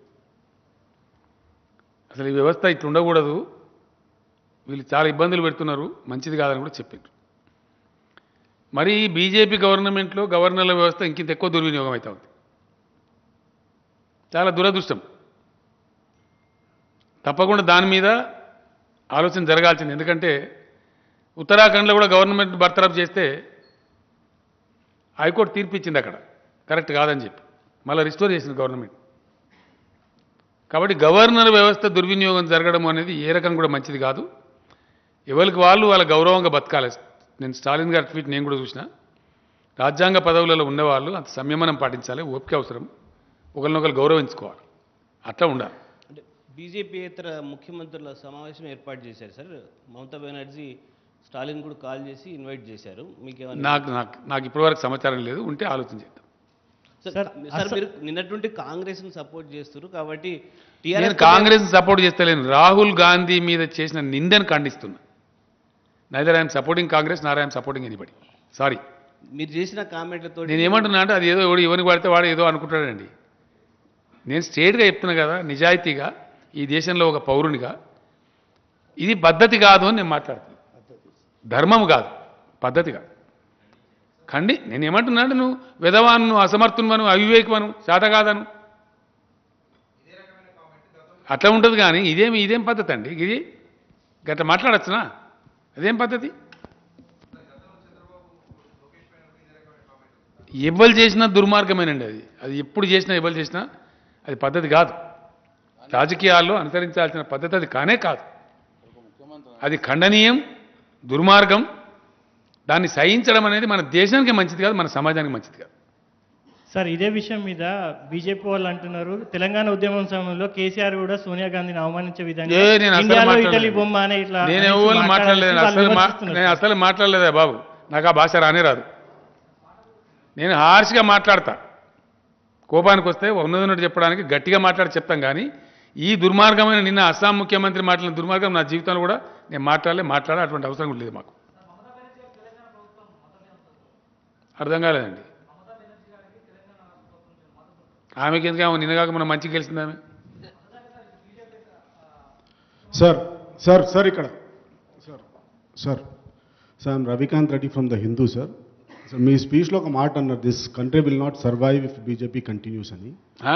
This country will not survive if BJP continues to be in power అని. This country will be ruined. Yeah that's what, it will not survive as well. No ruined. Yeah ruined sir. Okay. So దానికి are you willing to work with Congress, with whom you have been, maintaining quite a distance? See, I cannot predict anything like that. All forces have to unite and shunt out BJP. इनको भगा दो पहले, बाद में जो होता, process में जो होता, कौन किससे काम करता, कौन क्या काम करता, वो बात अलग है. Please understand, right, Mr. Ravikant, I think you are a senior journalist, please understand. इसमें से ఈ చిల్లర రాజకీయాల నుంచి అర్థాలు తీసి వీనికి వానికి ముడిపెట్టి వానికి గాది కాదండి. నేను మాట్లాడి చాలా పెద్ద బ్రాడ్ ఎజెండా. ఈ దేశం ప్రాసెస్లో ఏమైతే ఎవరికి తెలియదు, ఎవరు ఏం చేస్తారో తెలియదు. ఎవరో ప్రధానమంత్రి కావడం కోసం పనిచేయడం దుర్మార్గం అండి, అది కాదు. No, that should not be the agenda. Yes, ఈ దేశంలో పుట్టినాం కాబట్టి, ప్రజా జీవితంలో ఉన్నాం కాబట్టి, స్పందించే గుణం ఉంది కాబట్టి, మంచి జరగనప్పుడు దాన్ని ఖండించు, నేషనల్ ఎజెండా సెట్ చేయి. ఏదో అయ్యేది జరిగేది జరుగుతుంది. ఎవరు కలుస్తారు, ఎవరు ఏం మాట్లాడతారు, అదంతా జరుగుతుంది process. What will happen, let us see. We cannot predict anything now. అవి ముడిపెట్టి అవి ముందరికి తెచ్చి మిగతా చేయడం అనేది కరెక్ట్ కాదు. అసలు సంగతి ఏంటంటే, నేను మాట్లాడింది బీజేపీ దౌర్భాగ్యంగా పరిపాలన, బీజేపీ పరిపాలన జరుగుతున్న అరాచకం. Let us debate that. అది that should take the centre stage. Thereafter what will happen, who will unite, who will not unite, who will disunite, that's altogether different story. Because different political parties, different people are pursuing in their own method. A time may come. అన్నిటిని మించి brother నేను ఏమంటున్నాను, దయచేసి మీకు ఒక సూత్రం చెప్తాను. తెలంగాణ కోసం నేను ఉద్యమం ప్రారంభించిన నాడు మేము ఒక పందా వేసుకున్నాం. మేము వ్యక్తులను, గ్రూపులను, పార్టీలను పర్సూ చేయలే, ప్రజలను పర్సూ చేసినాం, ప్రజలను కదిలించాం. ప్రజా కదలికలు వచ్చినాడు పార్టీలు, నాయకులంతా మోకాల మీద దొరుకుతారు దాన్ని ఎంబడబడి. మీరు కళ్ళారా చూసినారు, మీరు నేనే సాక్ష్యం. రవికాంత్ రెడ్డి గారు, నేను కఠోరమైనటువంటి సమైక్యవాదిని, సమైక్య రాష్ట్రంలోనే సమగ్రాభివృద్ధి అని చెప్పిన చంద్రబాబు నాయుడు జై తెలంగాణ అనలే, సిపిఐ పార్టీ అనలే, ఇంకా ఎన్నో పార్టీలు అనలే. ఎందుకు? జనం కదిలింది కాబట్టి. ఇప్పుడు కూడా దేశంలో కదలాల్సింది ప్రజలు, కదిలించవలసింది ప్రజల్ని, పార్టీలను, నాయకులను కాదు.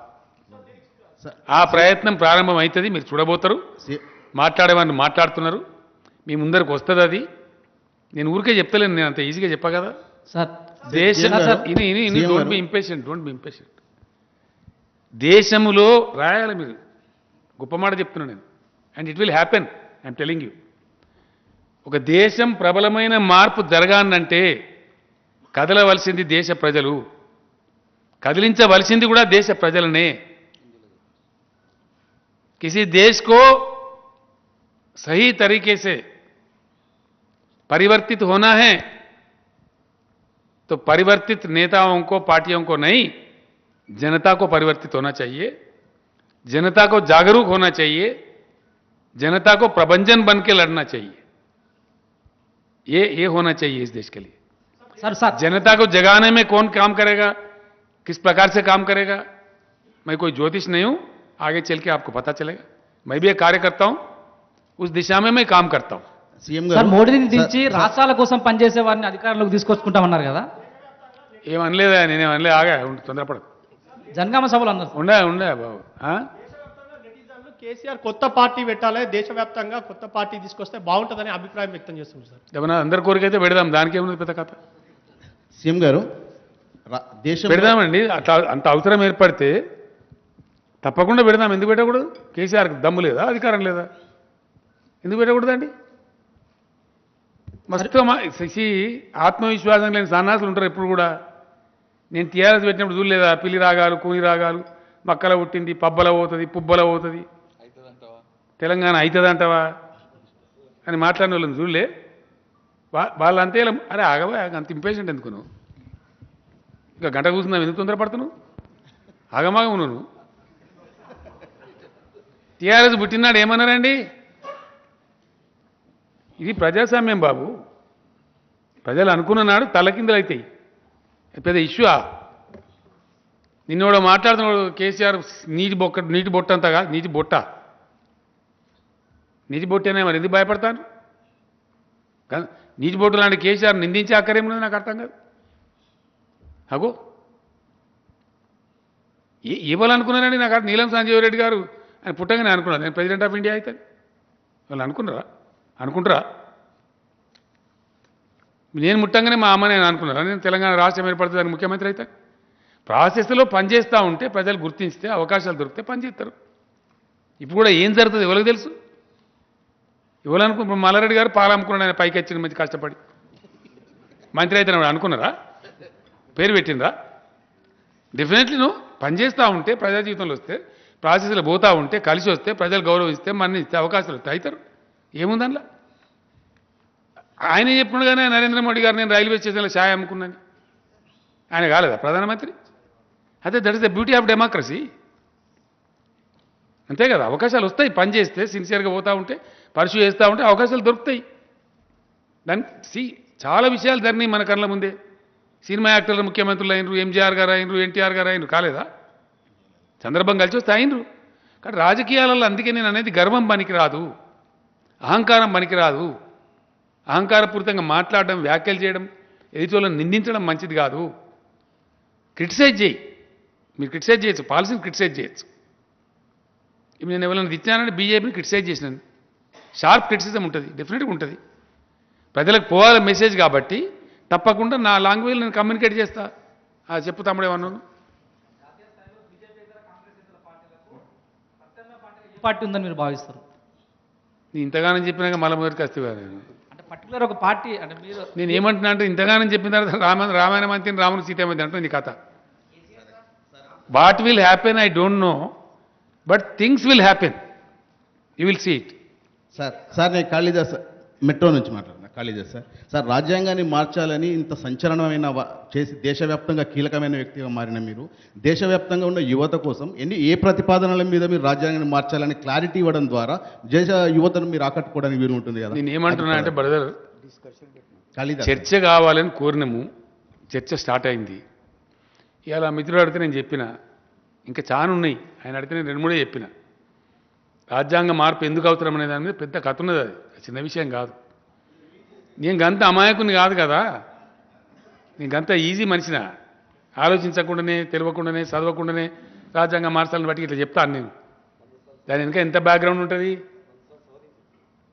ఎన్నిసార్లు ఉంటుందండి, ఎంత బ్యాక్గ్రౌండ్ ఉంటుంది, అంత ఈజీగా చెప్తామా? ఇన్నేళ్ళ రాజకీయ జీవితం పెట్టుకొని definitely it has a background. కాబట్టి సందర్భాన్ని బట్టి వస్తుంది కదా. మళ్ళీ నేను చెప్తున్నానండి, దేశం అనుకున్న పద్ధతిలో, చైనా మోడల్లో, సింగపూర్ మోడల్లో, ఇంకా పైకి వచ్చినటువంటి అభ్యుదయ పథంలో ముందుకు సాగుతున్న మోడల్లో పోవానంటే దేశంలో పరివర్తన రావాలి. ఈ పాత చింతకాయ పచ్చడి వ్యవహారంతో జరగదు. That is what I firmly believe.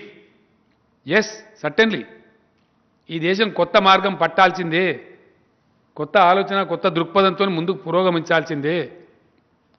కుల మత జాతి భేద భావాలు పక్కన పెట్టి జాతి జనులంతా పిడికిలెత్తి కదలాల్సిందే. అప్పుడే ఈ దేశం ఆశించిన ప్రగతి సాధిస్తుంది. नहीं है भाई, बिल्कुल नहीं भाई, नहीं है.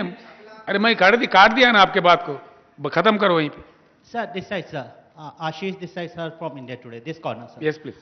Sir, just wanted to understand, previously in your previous press conference, particularly during 2019 general election, before general election, you met several chief ministers and party president, and the whole idea was a non-Congress, non-BJP front. So right now, TRS or you open for a united front against BJP, or still you are firm of having a non-BJP, non-Congress? I am making things abundantly clear. I have no confusion at all. See, being a political leader, before 2019 elections, I made my effort. I met several political leaders across the nation and shared my views with them. I also gave them a lot of literature. Our senior colleague of my party, Honorable MP Sri Keshwar Rao Garu, is also with me. when I was meeting leaders across the nation. And what kind of papers we have handed over to them also, he knows it very well. We have mooted our ideas. We tried our best. But things went in a different way. Ultimately, BJP came back to power. And that situation is now proving to be disastrous to the nation. Day by day, situation is worsening. Country is fully filled with religious emotions, which is not desirable, which is uncalled for, which is unwanted, which is not good for the country. So henceforth, I am appealing to all the people, please rise. Rise to the level of requirement and fight. Now I firmly believe, for any major change in this country, the people of the country shall rise. It is always the people who can really bring in the change. See, Telangana never became possible when the whole Telangana people united and started fighting for Telangana. The entire political system has agreed, accepted and delivered Telangana. It is the people of the country who shall now rise. That is the occasion, the time is coming now. You are a senior politician, sir. You worked at national level in state now, currently serving as chief minister. You are ready to lead a front if scenario comes, situation comes. You I'm are sorry, willing- once again I am mentioning to you, don't imagine a front. People shall become the front. It should be people's front, not XYZ. I told in the public meeting yesterday at Bhongir that Mamata Bahan, she called me. We had a discussion over the phone. She invited me to Bengal, or she said, I will come to Hyderabad, mujhe dosa khilao. I said, most welcome. She may come any time. We are discussing, it's a big issue. What you are touching is a big issue. There are so many political leaders across the nation. Mr. Uddhav Thackeray also, they are waiting for me. I have to go to Mumbai. Once this Ramanuja kind of function is over tomorrow, I think I may go to Mumbai anytime. See, we sharing views with all the people who are in the play, who are in the game, is a must for any political leader, Ultimately, the fructification will come. What kind, what manner, whether it is going to be a national alternative national party or a front, you will see it. And one thing I promise you, I will play a major role in that. Since you mentioned Ramanuja's Shatabdi Samaroh, sir, a last question of mine. During the Prime Minister visit, you was not present in the event as well as the airport. What was the reason behind? See, the reason is very simple. As a matter of fact, in my house, 2 persons were affected by corona. I thought it is not good for me to go and meet the Prime Minister, be in the public with him, along with him, for at least 3-4 hours.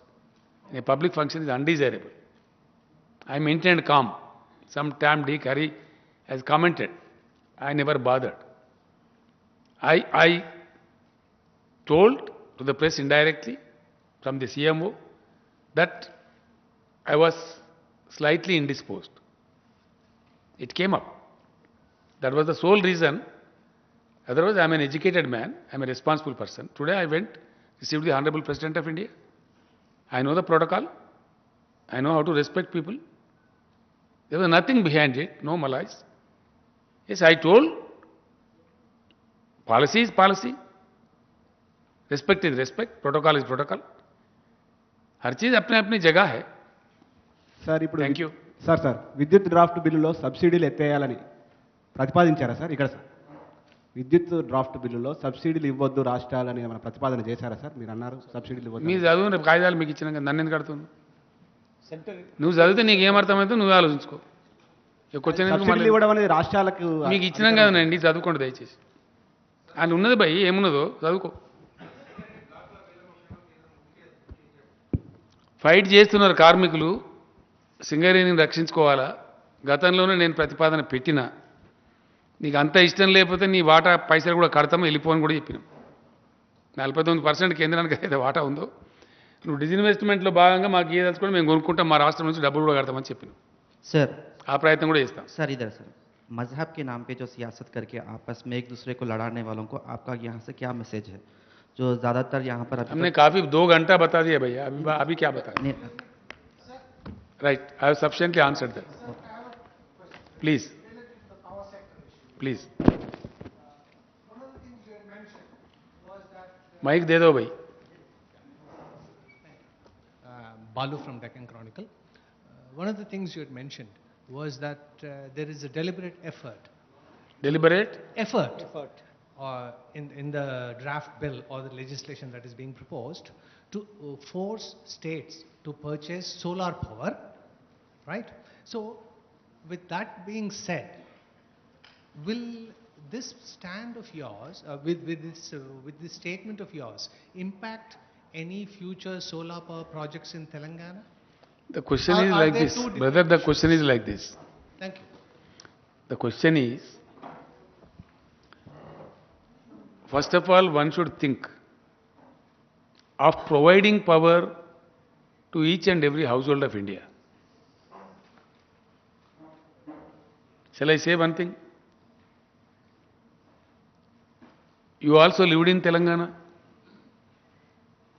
You are also a victim of a misrule of the combined state of Andhra Pradesh. Even I was a victim too. We were suffered for 30 long years. What happened? What magic was done by Mr. KCR? Please tell me. 1.5 साल के अंदर जगमगाता तेलंगाना संभव हुआ कि नहीं हुआ? अगर किया जाए, अगर हिंदुस्तान के सरकार दमदार है, मैं कह रहा हूं पूरे हिंदुस्तान 2 साल के अंदर जगमगाता हिंदुस्तान बनेगा. बना सकते हैं. Now I will answer your question. It's a blend of renewable energy and the firm energy. Everybody knows in the country, the power experts know it. We have no sufficient atomic power. We have a bit of idle power, which is not so firm. Depends on the seasonal conditions. The country is totally now dependent on thermal power, which can be supplied 24 hours a day. Now the research is going on. We read among columns that severe research is underway, that nanotechnology is coming. A small battery can supply power to whole of Hyderabad city. If that breakthrough comes in, that is something great. Definitely, search continues for use of alternative fuels. It is proposed in the international conferences. It is proposed in the strategic development goals by the UNO that clean power shall be used, because the emissions which are released in the process of producing this thermal power and any other power, global warming is rising. With that concern, experts have advised to go for renewable energy, clean energy. Effort is afoot. Even Telangana, we had only 10 megawatts of solar power. Today we are at the rate of 4,000 megawatts of solar power. The effort will continue. It will no way hamper. My allegation against the government of India is that they are trying to corporatize, privatize the whole power sector. They are more interested in handovering the distribution companies to the private people. That is what we are condemning. Sir? Malaysian Garu? Sir, here. Some senior journalist is here.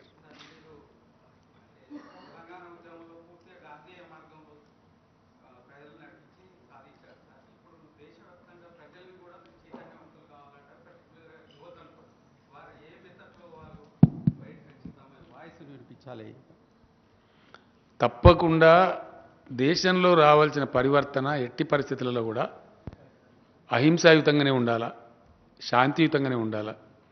ప్రజల్ని educate చేసి ప్రజాశక్తిని కూడదీసి అంబేద్కర్ గారు సూచించిన మార్గంలో బోధించు, సమీకరించు, పోరాడు. మంచి పద్ధతిలో వారు చెప్పినారు.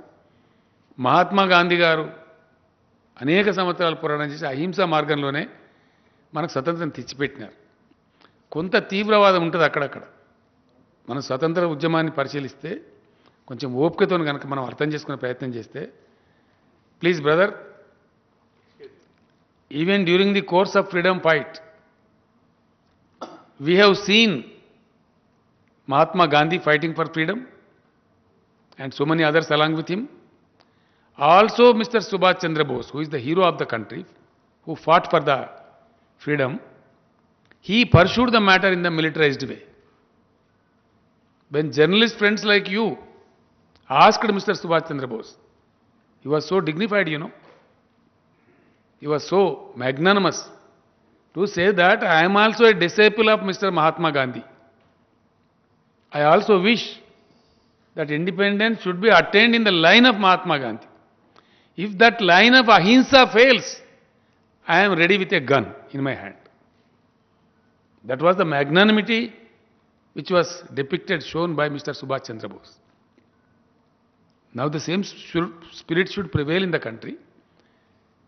जो भी आंदोलन होगा, जो भी परिवर्तन के लिए प्रयास होगा, शांतिपूर्वक रहना चाहिए, हिंसापूर्वक नहीं होना चाहिए, अहिंसा के मार्ग में चलना चाहिए. ऐसा देश परिवर्तित हो सकता है, इसमें कोई शक नहीं है, बिल्कुल हो सकता है, इट इज संभव है. Thank you.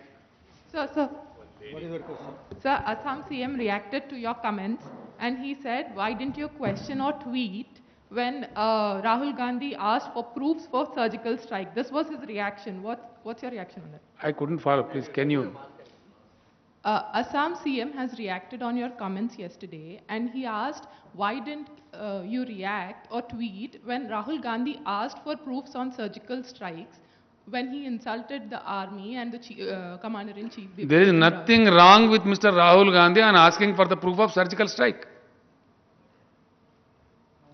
What was wrong? Even now I am asking. Come on, let the government of India show. It is the responsibility. There are apprehensions among the people. BJP makes mispropaganda, false propaganda. That is why people are asking for a proof. And in democracy, you are not a monarch. You are not a king. Rahul Gandhi, in the capacity of being the president of All India Congress Committee and an MP, he has a right to ask. You reply or keep quiet. You are not supposed to abuse in the way the Assam Chief Minister has abused. I am sorry. We are condemning the way the Chief Minister of Assam has abused Mr. Rahul Gandhi. I am condemning that. And I continue to condemn it. What is wrong with Mr. Rahul Gandhi if he is asking for a proof on surgical strike made by the Indian Army? Definitely political stunt.